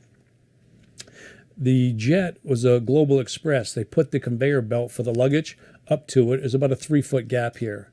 They didn't know how to drive the conveyor belt very well. So there's a guy, a little Japanese kid, that goes into cargo. He's trying to lift the box. He's got a better chance of having lunch with God than lifting that box. So I tell him, hey, Hop Singh, come here. Go over there. You get out of here. Get out. So I lift the box up, and I got like 8 Japanese pushing the other side. So we had to get over that 3-foot gap. We got it in, no problem. Sit in. I had the pilot, hey, come shut this door, make sure it's sealed properly. So the pilot shut the door, we're good to go. Okay, I knock on the box, that was our code, that everything's okay. And plus he can hear what's going on, and I'm talking loud enough so he can hear. He's inside the box. So we button up. Now it's probably about, I had asked the pilots also earlier, can we leave at 22:30? We're supposed to leave at 2300. I said, can we leave at 22:30? They said, okay, no problem. So we're buttoned up by 20 minutes past 10 p.m. And I said, we leaving in 5 minutes? They said, no, Tower won't allow us because we filed the flight plan to leave at 11. They will make us wait till 11. I said, oh, bastards. So we couldn't even turn the engines on. So it was about 11:15 we were allowed to turn the engines on. Meanwhile, is Carlos still down in the hold? No. Okay, you got it. Well, look, he's in a cargo, but the cargo is here, then the bathroom's here, and then the cabin's here. It's all on the same deck. Oh, it's not like It's all a belly or something like no. It's all on the same Okay. deck. Yeah. But what happened was once we sealed the door and we got everybody off the airplane and shut that door, I lifted the box Carlos was in. I said, sit tight until we take off. Right. Everything's good. We're golden. Don't worry. And I put a towel in there, a bathroom towel, just to keep the lid open a little bit more because it was tight back there in the cargo area. So I did that, and then we got wheels up right at 11. They let us right at 2300. We were wheels up. See you later. Okay. And I went back to the bathroom, just a little bathroom, and to open it up. And Carlos had gotten himself out of the box and was sitting on top of it. I said, okay, great. I said, we're good to go, buddy. All done. So it was probably about, I said, just sit here. Give me a few minutes till we get stable at like 30,000 feet. Wait a few minutes. So we get up to 34,000 feet, cruising speed. And I already told them, look, don't go over Europe, go over Russia, over China and Russia. Because if we have the emergency, we got to go down. I'd rather go down in Russia or China because they don't like Japan. So we should be okay there. So anyways, that's the flight path we took. And then once we got stable at cruising altitude at 34,000, I went back and said, come on out. He came out and, sat and we were talking and done deal. Get to Istanbul, Turkey, bright and early, like dark 30, maybe 04-ish. I had another aircraft there waiting for him, a smaller private jet. I put him in it and transferred him. He went with, one other guy, a local Turk, and off to Lebanon he went. And I went over to the commercial airport. Took about a 40-minute ride to the commercial airport. I got my visa at the private airport. Went over to the commercial airport, jumped on a commercial flight, went into Beirut. Mission was a success. And so Carlos pops up in Beirut, like how long after the rescue? Like because, this became like a huge international news story, like pretty quickly. Yeah, I'll say. I pulled him out on December 29th. 2019. And December 30th, he was in Beirut. He arrived maybe like 7 in the morning. And media probably knew by an hour later, maybe 8 in the morning, that he was there. It's Beirut. Everybody knows everybody. Were you hoping to keep it quieter a little while longer before this? Oh, yeah, at least until I got back into Beirut. Yeah, at least a few more hours. But look, I knew, the world was going to sit up and take notice. This guy's back in Lebanon. That part's okay because, he's not going to hide himself. Right. But in Lebanon, he felt like Lebanon's non-extradition to Japan, like he felt safe there. Right. Yeah, and they don't extradite their citizens, unlike the United States. So there is one other like wrinkle in all of this that I have to bring up because it comes up later is your son's alleged involvement. Yeah. In all of it. What was he there in Japan with you? Like what was his? No, let me tell you what he did in his involvement. Sure. He was doing search engine optimization for Carlos. So all the media was coming out. He was boosting the good articles to push down the bad articles. That's what his focus was there. Mm-hmm. The mistake that was made was he had Carlos, he'd go visit Carlos several times in Japan and met with him in his lawyer's office, so on and so forth. He had his hotel room when Carlos came the day, December 29th. Peter came to meet me to show me where his hotel room was in the lobby, and Carlos had changed clothes in his room. Mm-hmm. Peter didn't know it. So because of that, they charged Peter with a crime for assisting in bail jumping. So you get back, But to Peter actually left the country. before. He didn't know we were leaving that day. He didn't Right. even know I was coming to Japan that day until I called him when I was in Japan. Basic OPSEC. Right. Why did you bring him over there though? Like he could have done SEO stuff from back home, right? The timing had nothing to do with each other. We didn't know He we were was going over there on his own. He was going over there on his own anyway. We didn't know we could Right. get the airplane until that day. Right. December 29th is when December 28th is when I knew I could get the aircraft in 6 hours the next morning. And in Japan, if you get charged with a crime, you're pretty much going to be Well, committed for the Japanese judicial system has a 99.4% conviction rate. That's Right. higher than North Korea. right. That's higher than Russia. That's higher than Iran. 99.4%. And we'll get into that. We'll touch on that again in a moment. But so you get to Beirut, and then you're heading back home from there. Yeah, I was going to head back home, but the news broke, and somehow or another, my name leaked, and I had news reporters all over me. So I was doing E&E for a little bit. Did you ever find out why your name leaked or how you were associated Yeah, with it? we think we know why. Yeah, we're pretty sure. Was it somebody who was trying to fuck you? No, I don't think it was. It wasn't intentional. Oh, I see. No, it wasn't intentional. Yeah. So- But it wasn't like the Japanese law enforcement didn't put it all together. Oh no! This was laid out for them on a Yeah. silver platter by Yeah. the media. Yeah. Yeah. And I mean, I think that's why, at least part of why they came down so hard on you is because you just embarrassed the Japanese police, made them look like a bunch of chumps, the way you got him out of there so easily. I think that's a part of it. It is what it is. And it's Yeah. it's a face-saving, sort of culture. So It is what it is. yeah. If they didn't torture people, I wouldn't have done it. Right. So look, I was there. My sentence. I couldn't have a trial because I was extradited. I was, I was betrayed by my country, Trump and Pompeo. Both of them, in my opinion, are bags of shit. So, and I got no problem saying that to their face either. So let's get to that. You get back home. You're trying to like lay low, avoid the media. They keep pounding on your door. What happens at that point? Media went away eventually because Carlos had a big press conference over there. Media from all over the world was there, and he was dealing with the media. So all the media attention was on him now, and I was clear, nothing going on. But too late. January 28th, I believe it was, the Japanese issued an arrest warrant for me and Peter. And the next thing was they're going to issue a red notice. So I had Interpol. lawyers come over. Now, I had lawyers before this tell me it's not a crime, what you're doing. If you're going to go rescue him, it's not a crime. Because what a lot of people don't know, bail jumping in Japan is not a crime. You can jump bail in Japan, it's not a crime. So if you're helping somebody jump bail, how can that be a crime? Right. Okay? All the legal scholars in Japan, not all, many legal scholars, even professors, an American professor named Clancy, over there says, still to this day, it's not a crime. It's not a crime, was never prosecuted. The law they prosecuted us under says, it's Article 103 of the Japanese Penal Code, that you cannot help somebody escape custody.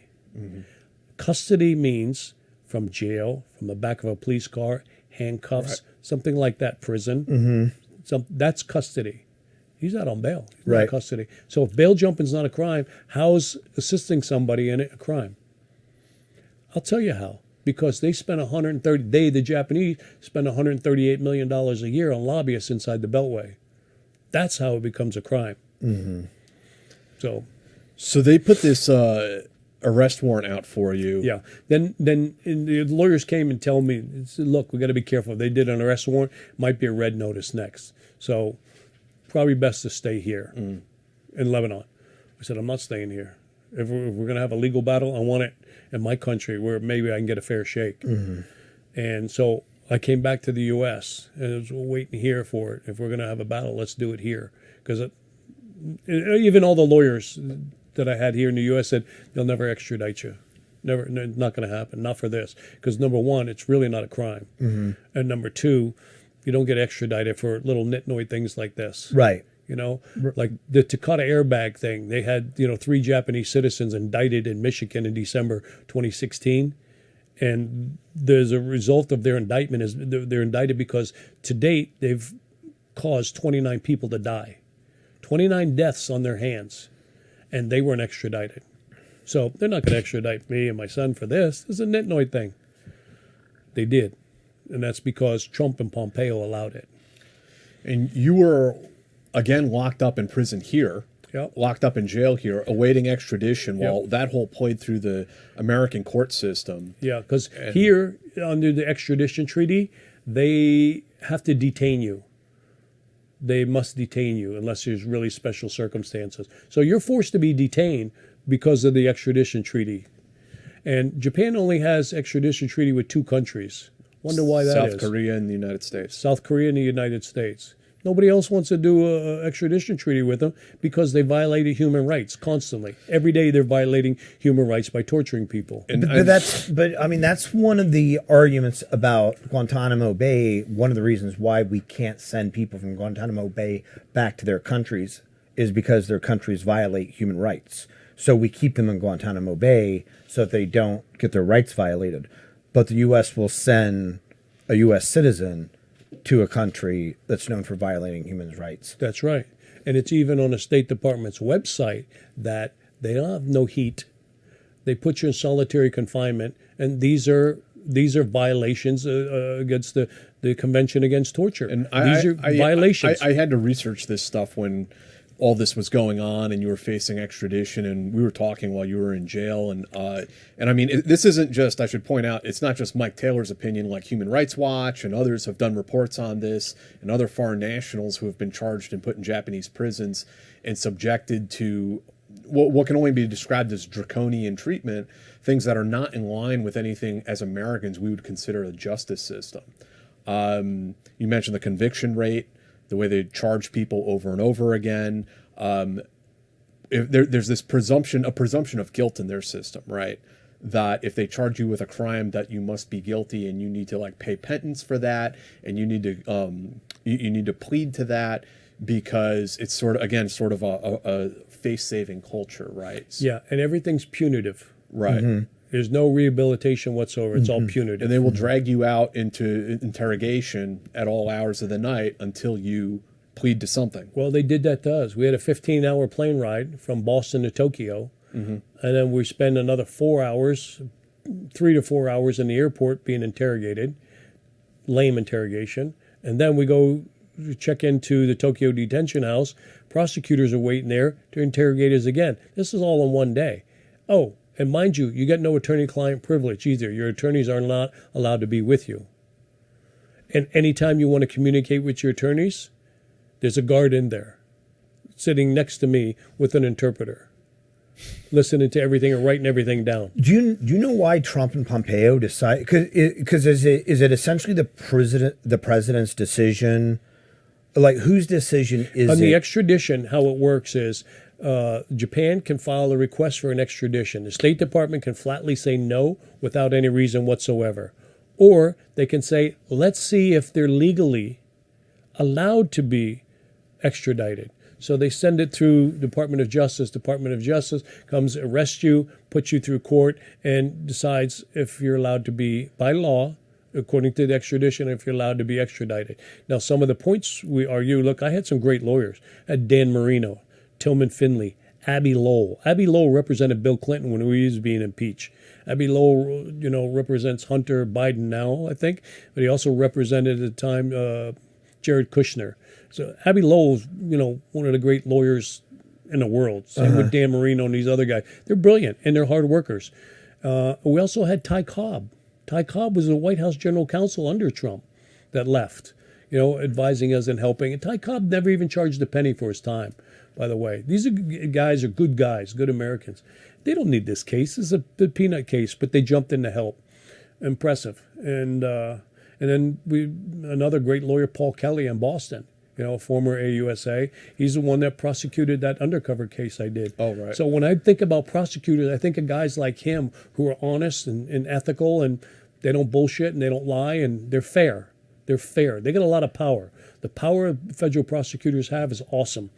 And you want guys like him using it because they don't abuse it. Right. So anyways, these guys all jumped in and they're all saying, no, there's no way you're going to be extradited. It's not going to happen. It's a piddly case. It's foolish. But the State Department, finally gave, the judge asked for a sworn affidavit saying they're not going to be tortured. And the State Department Deputy Secretary of State wrote the sworn affidavit and gave it to the judge that we're not going to be tortured, which is a bald-faced lie. Because on the State Department's website, they talk about there's no heat in there in the winter. There's no air conditioning or ventilation during the summer. You're subjected to, months of solitary confinement. Now, solitary confinement over in Japan is not like the United States. The United States, you get 1 hour out a day. In Japan, you get no hours out a day. You get no time out. I went 6.5 months and only 2 showers. Only allowed to have 2 showers. I spent 17 out of 20 months in Japan in solitary confinement. And you sleep on the floor. Everything's on the floor, lights on 24/7, and you got a CCTV camera in there. So that's solitary confinement there. You only know what time it is, and there's mold all over the place. Mold all over. You only know what time it is based on the meals that you get, during the day. You get about 1,200 calories a day of meals, of rice and tofu. So make sure there's no rice and tofu around me here. So, how did the DOJ, like, if the State Department referred it to the DOJ, how did the DOJ look at the case and say, well, he actually didn't break a law in Japan, so what are we sending for? How did they do that? They don't say that. They say that's for the Japanese to decide if you violated a law there. DOJ went after us hard. The prosecutor from Boston went after us hard. It was like the case of his lifetime. You're trading Americans out. You get caught in the political stuff. Yeah, you're doing your job. Bullshit. Have some balls. Stand up and do your job, really. That doesn't exist very much in America nowadays. So, yeah, they say essentially, we don't have a ruling on the law. And even the judge says, I can't tell the Japanese how I can't interpret their laws for them. They have to decide that. So they leave it up to the Japanese. I remember the judge saying herself that you would be put under deplorable conditions that we do not really consider to be in line with American justice. Yeah, but they still sent us. They did, yeah. Yeah. But who in America gets that treatment? It's clearly a violation. The United Nations said it's a violation. It's a violation of human rights. There's a million violations there. There's a Turkish lawyer, Kurtulus, that is representing us within the United Nations. But come on, you get 6.5 months, you get 2 showers? 2 showers in 6.5 months? Who does that? Refugees get better treatment than that. Send me to Guantanamo. I'd rather go to Guantanamo. Those guys get showers daily. They get pizza when their lawyers show up. They get soccer. They get recreation. I was out 8 times in a year to see the sunlight. And most of those times, you like in dog kennels. They put you in a dog kennel. And that's where you walk on a dirt floor. That's your outside time. So when I got back, my vitamin D deficiency was so bad I had to have a prescription for it and B12 injections. The food over there is horrible. Nobody speaks, English. It's very rare. You got to have an interpreter to speak English. My attorneys told me in September of last year, 2022, in September, my Japanese lawyers came and said, your father's dying of cancer. My father's a career soldier also. And they said maybe days, weeks. I put a request in to call my dad. They said, no, absolutely not. Not allowed. It's not, you're not allowed. We don't allow that. I said, okay. And the day that my lawyers told me your dad's dying, I got called into the deputy warden's office for an investigative questioning. He says, you had a visit from your lawyers today. I said, yeah, I did. You don't know that? Would they sneak in here? Anyways, he says, yeah, but you raised your voice, and that's a violation of our rules. I said, I didn't raise my voice. I said, there's 5 people in that room. 2 lawyers on the other side of the glass. I'm sitting here. Your guard's sitting here. The interpreter's sitting there. 4 of the 5 people will tell you I didn't raise my voice. It's all through an interpreter. He says, well, who are the 4 of the 5 people? I said, my 2 lawyers and me. We'll tell you I didn't raise my voice. And your guard will tell you I didn't raise my voice. He said, why do you say the guard? I said, because he's sound asleep. If I raised my voice, he would have woke up. And if you doubt my word, pull the videotape. The only person doing this is trying to get a promotion is your interpreter. I thought he was calling me into his office, the deputy warden. Maybe you need a grief counseling, or we're going to let you call home or your father before he dies. But, oh, no. They wanted to try to get me in trouble. So that's the Japanese prisons, and they suck. The people that run them suck. The politicians suck. They're horrible. What human goes 6.5 months with 2 showers? Yeah. For such a sort of a what we consider a shame-based culture, they should really be ashamed of their politicians and how they conduct their law. There's another story along these lines that I'm working on now about an American soldier. This guy is an active duty soldier who I think you're familiar with the case. Had hypoxia at altitude, driving around in the mountains, Mount Fuji, and tragically, accidentally, killed 2 people. Right. Another guy who got railroaded. And there's a lot of different stuff that I won't get into here, but I mean, another guy who got railroaded by the system over there. I mean, it's terrible. Oh yeah, and you know what? They spend a lot of money. They spend $140 million a year, ballpark, inside the Beltway on lobbyists. So the Japanese get what they want in America. They own a lot of politicians. I'd like to ask, what's Mike Taylor's take on all of this? I mean, I know you're personally invested, obviously, but why was the prosecutor in the United States so cock-hard to extradite you? And then why were the Japanese also? It begs the question, too, why are they so adamant about extraditing you? And is it just because they've been shamed publicly? Is that what this is about? Everything that I've heard and learned and talked to, and I've talked to guys, the Japanese prisoners, some of them, and they all say the same thing. They say, you're our hero. In China, I meet Chinese people, they say, you're our hero, because the Chinese don't like the Japanese. and they say, you embarrassed the Japanese government, and we're proud of that. We're so happy for you.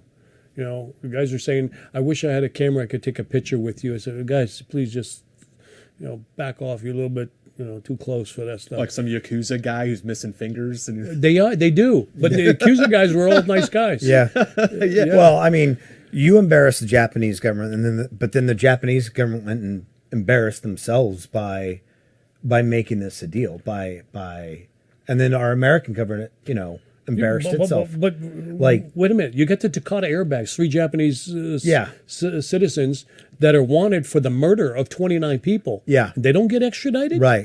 Right. It's one of these things that extradition treaties, and this also exists, interestingly, back to the child kidnapping thing, is that when foreign children are kidnapped by a parent and brought here to the United States, we will enforce the laws and the international agreements we have and repatriate in that accordance child. with the Hague Convention. But when it happens, when one of our citizens, an American child, is kidnapped and brought overseas, we won't put pressure on, let's say, the French government or whatever, because we don't want to mess up international relations. Especially the Japanese government. It happens a lot when a mother or a father will take the child and go back to Japan, the Japanese government protects them. They've even arrested the father coming in. There was an Australian came in. He wanted to visit his children. Yeah. They arrested him because he showed up to visit his child.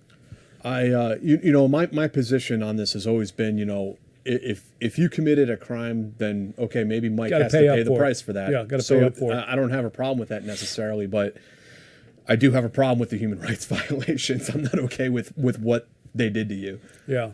Well, it's amazing that people can't believe 17 months of solitary confinement. I forgot what my voice sounded like. Mm-hmm. And you're only allowed to write 4 letters a month. Wow. And it's on small stationery. My highlight was when I got to write my son. After 6 months of solitary confinement, they allow you 5 letters. And I was allowed to write my son, who was in a different prison. So we could communicate. That was like Christmas morning for me whenever I got a letter from him. Did you ever, Jack asked this and I kind of derailed it, but did you find out why the Department of Justice had such a hard-on for you? No, I think it was a young prosecutor and just making a name for himself. Well, he's a shitbag, whoever he is, so that's his name. Yeah. Figure it out, and he's a shitbag. So, and he's a West Point graduate, too, by the way.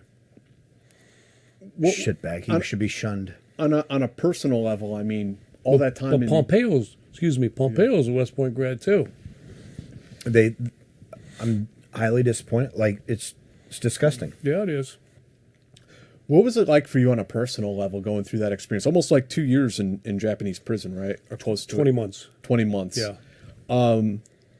What did you do with yourself? What's going through your head as you're having to have this experience? Well, look, some of it, is really, if you're going to commit a crime, you got to be prepared to do the time. Okay. But when all these legal scholars say it's not a crime and you go ahead and do it, and bail jumping's not a crime, okay, then you got a problem with the, processing that. You got an issue with processing that you've been betrayed by your Secretary of State and your president, because they traded you off. Mm-hmm. And then you got a problem because they got a 99.4% conviction rate. If I want to go to trial in Japan, it's going to take me 3 to 3.5 years. So do I want to sit in solitary confinement or jail doing forced labor for 3 to 3.5 years just to be able to have a trial? And then where's the fairness? And then do your 2 years anyways. And then do your, So now, mind you, my sentence was 24 months. My son's sentence was 20 months. We both did 30 months because the Japanese judge says, we don't care that you were in the prosecutors. Prosecutors over there make the rules and the Japanese judge follow the prosecutors. You're supposed to get time served. Yeah, you're supposed to get credit for time served. No, because the Japanese judge says, no, we don't care about the time you were in America and fighting extradition. Prosecutor said, no, when we requested extradition, you should have come immediately. Oh, what do you think? I'm your bitch or something? No, you guys got it wrong. It's not how it works. No, it's not how your extradition works. Mm-hmm. But that's, again, the power of a prosecutor. How is this? I understand that you only would know this in retrospect after the fact, but how did the Japanese press cover all of this? I don't know. I haven't seen much Japanese press, so I really couldn't say. We didn't get good newspapers over there. They only have one newspaper that we're allowed to get in English. And it was always about how great Japan is, how many gold medals they won during the Olympics when we're sitting there soaking sweat, breathing in COVID, about how great the Japanese leaders are and how great Shinzo Abe is. And that's right, I forgot. That was all about the newspaper. That's what was in the newspaper. The plague happened while you were in prison. I forgot all about that. Yeah, we had COVID also. And then Shinzo Abe got shot by a Japanese kid. Yeah. Yeah, great security. Was there any effort at any point during the Trump or Biden administrations to get you back? No. No. We had a bunch of guys from the military, especially the SF community, reaching out to people in the Special Forces Caucus and Carl DiOrio, Rocco Procopio, a bunch of great guys, teammates of mine pushing. But, they go to some politicians like Mike Walsh in Florida. He didn't do anything for us. You know, and other congressmen would say, well, you know, he's not in not my jurisdiction. I can't help him. He's not a constituent. It's amazing, though, when we're fighting a war, Right. we're fighting for the whole country, not one district, Right. not one congressman. So next Yeah. time we go to war, we got to make sure we clarify that. Hey, shit stain. We can't fight for you. We can only fight for the district we lived in. Right. What about what was Ghosn ever? I mean, did Brazil or France or like Lebanon try to intercede in your behalf? No. In fact, the French have actually brought charges against Carlos Ghosn for something. I don't know. Some, again, white collar stuff. So don't embarrass the Japanese, is what you're saying. Yeah. Look, the Japanese yield a lot of influence because they have a lot of power. It's the second largest economy on earth. Mm-hmm. You know, they're the next in line is China. Mm-hmm. First the U.S., Japan, then China. Yeah. So they got a lot of money. We have a pretty strong military and intelligence relationship with Japan as well, which plays into all of that. Absolutely. I heard they were in the process of buying some Aegis radar land-based. Then people that were going to be near it in southern Japan didn't want it, so the Japanese backed out of that deal. And then Pompeo went over in October 2020 and got them to buy, at a several $1 billion more, put it on 2 ships. So now they have 2 Aegis destroyers. Good work if you can get it. Yeah, and but how convenient it was just after that we were told we were being extradited. Yeah. So I'm curious if we were part of that deal. So almost 20 months in prison. You guys get out. 17 of the 20 in solitary confinement. And you finally get released, come back home. How do you start putting things back together after that? Just gotta do it. It's like being on a 40-mile rock. You just got to keep putting one foot in front of the other. You got blisters and your feet are hurting and your back is sore and just got to keep doing it. I remember I talked to Peter, I think, first when you guys got back, and I remember him saying, like, you lost a lot of weight and we're trying to get back into shape. Yeah, I dropped about 52 pounds there. But you're only getting 1,000 or 1,200 calories a day. Right. Yeah. 75% rice, 25% tofu. Body by Japanese prison, man. So when did you get back to the United States? I got back October 28th. October 28th. My father died October 8th. I got released from prison, and they already knew I was going to be released because the federal magistrate came over and did the hearing, the transfer hearing. So the Japanese knew I was going to be released. The Japanese Ministry of Justice approved the transfer to the U.S. So bearing in mind all that, they still wouldn't let me call my father who was on his deathbed. What shitbags? Yeah. I mean, honestly, like. Then you had to spend, was there like a month in American prison on the way back? About 3 weeks. 3 weeks. They fly us into L.A., and the people that flew us in from the Bureau of Prisons, the transporters, they were professional. They were phenomenal, very good. They said, look, you guys don't need to wear chains. We're not chaining you up. When we went with the Japanese, we had chains. They take your shoes. We had a dog leash on us. They had 6 guys on you, right? 6? They had 17. 17. We were in the 787. And, 17, a couple prosecutors, interpreters. Oh, yeah. I wasn't allowed to go to the shower without 6 guards. And you got a 15-minute shower. You come out of your room, you go to the shower and back. Yeah. Like they're treating you as though you were an international terrorist. Hannibal Lecter. That bombed their subways. That's why I said, look, I was asking the consulates, could you send us the Gitmo? Yeah. Send us the Gitmo. Yeah. At least they got decent weather there. Yeah. Here, we freeze. We get frostbite in the mornings on our feet and our hands. Every day you get frostbite. Yeah. No heat. None. Yeah. Zippo. And you're not allowed to use a blanket to stay warm. Yeah. And in the summer, you're soaking wet. There's no AC, no ventilation. And your screen, you can't tell if it's daylight or dusk because there's so much mold on it. I'm so frustrated with, obviously Japan is Japan, like they can fuck off and do whatever they want, whatever. I'm so frustrated with the United States in this scenario when we make this big, to do about human rights around the world and human rights in this country, when really, when it comes down to political expedience, it doesn't matter. Yeah. We beat our chests like we're the beacon of human rights. Yeah. It's all bullshit. Yeah. I laugh when I hear Blinken and That Pompeo somewhere talking out there, about there is a human West Point rights. graduate who's a prosecutor who didn't care about human rights. Good job on you. Yeah. Well, and Pompeo too. Yeah. At the end of the day, Pompeo could shut that down anytime he Yeah. wants. Yeah. Didn't do it. So guys, stop being hypocrites about human rights. Yeah. You're full of shit. Yeah. So what has post prison life been like for you? I mean, getting back to the United States, putting your life back together. Yeah, like I said, one step at a time. Yeah. You drop that heavy rock, and you just got to keep pushing. And I'm putting a lot of my time and effort into vitamin 1, and Yep. want to increase the sales. So, No more rescue missions overseas. not yet. Not yet. But let me ask you something. Sure. If you had the experience I had, and somebody came to you and said, "My child has been taken" or something like that, you're going to turn them down? If it's a kid, I'd have a hard time just saying. Yeah.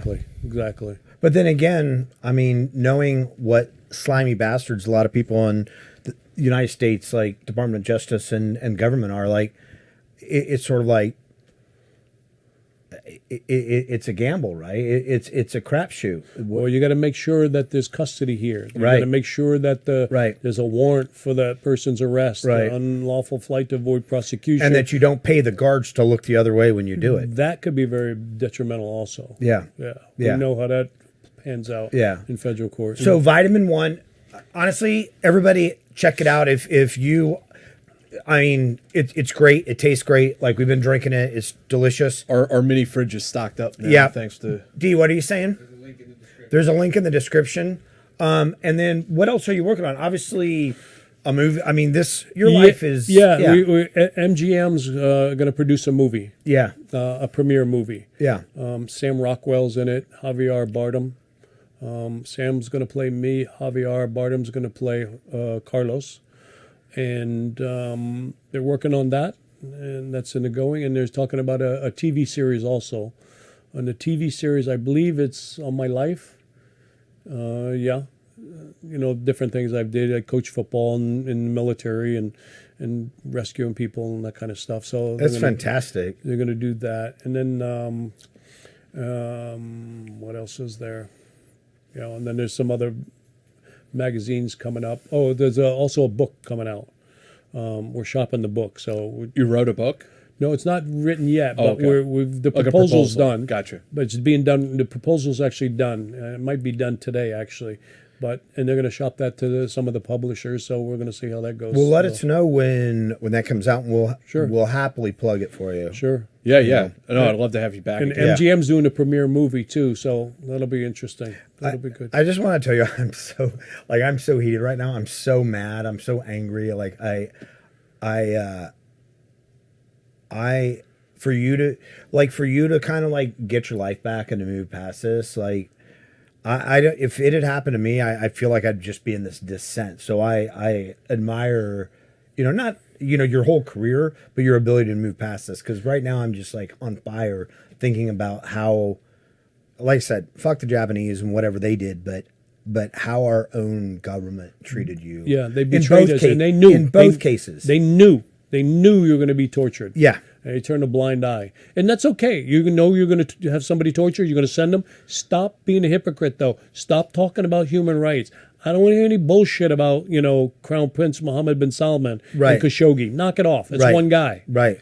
Knock it off. Come on. Well, Stop in talking about the fairness, we Russians. didn't really give a shit about that either. Well, that's true, but still, why are we talking about that? Yeah. You got a drone strike that goes bad. How many innocent people die? Right. You're sending literally, and the fact of the matter is, it was under the Biden administration. Trump made the deal and approved it with Pompeo to send us, but the judge waited before making the final decision until the Biden administration took office. Right. Once he was sworn in, then we started probing the judge a little bit, getting her to make a decision. Because we knew Biden wasn't going to do anything. Biden had the chance to shut this down. He didn't either. Biden and Blinken. So again, chill out, guys, with the bullshit on human rights. Both administrations are really just like full of shit. Again, the Yeah. Japanese pay for American politicians. Yeah. Yeah. So do we have any questions for Mike? I'm not. Let me look it up. D, do we have anything on Patreon? No. Okay. Let me get there. Let's see here. So vitamin 1, make sure you get some hydrate, guys. Hydrate. Hydrate. Yeah, or it's die. clean. It's clean hydration. Even diabetics can drink it because there's no sugar in it. Let's see here. JC, thank you very much for the donation. And I guess we have stickers now because people are like giving us stickers instead of comments. RS, thank you very much. Thank you for having Mike on. Good to see he's doing well. Yes. Eric, thank you for both the donations. Keep it up, guys. Enjoying the content. Cat Chaser Brock, thanks for the stickers. Ian Hutchins, thanks. Fantastic episode. Ninja as hell escape story. For sure. And Cat Chaser, thanks again for the sticker. Say that again. What Ghosn's doing now? What's he up to? What is he up to? I have no idea. I don't know either. No, just hanging out in Lebanon. Yeah. Has he, like, obviously he didn't go to jail and you did. Did he ever, you know, express any appreciation for what you did or anything? Yeah, I think he did. And you know, he's got his hands full himself right now. You know, he ain't moving anywhere in Lebanon. The French have an arrest warrant for him also. And the French have, you know, Lebanon used to be a French colony. So they have some influence. Right, they there. do, yeah. And Lebanon is in, you know, dire straits right now, economically and civilly and politically. They don't even have a president right now. Yeah. I don't even think they have a parliament. Port blew up a year ago. Yeah, it was the largest non-nuclear explosion since Hiroshima, Nagasaki. That's impressive. Yeah. And that was all ammonium nitrate. Yeah. It was a wingnut that was storing that there. But anyways, yeah, they're in dire straits. So, you know, and the French have a lot of influence. But what's interesting, though, he welcomed the French prosecutors in and sat with them and met with them. And then they went and charged them. But I would think that why would you allow a prosecutor to come in if you were really guilty of something? Right, right. Don't make any sense. Right. But he didn't have to let him do that. Well, I mean, Mike, did Carlos pay you for this, or did you just volunteer and go off and do this? No, I did not ask for a penny for service beforehand. I didn't ask for a penny of it. So, and I don't want to get into any of the talk Sure. about any of the funds. But no, I didn't ask for money. The issue of money came up, saying, "Well, he's got leverage." I'm insulted by that because I never asked for $1. Mm-hmm. Yeah, it's I mean, you did something super cool. I mean, something that would be in a movie written for screen. You know what I mean? Like you did.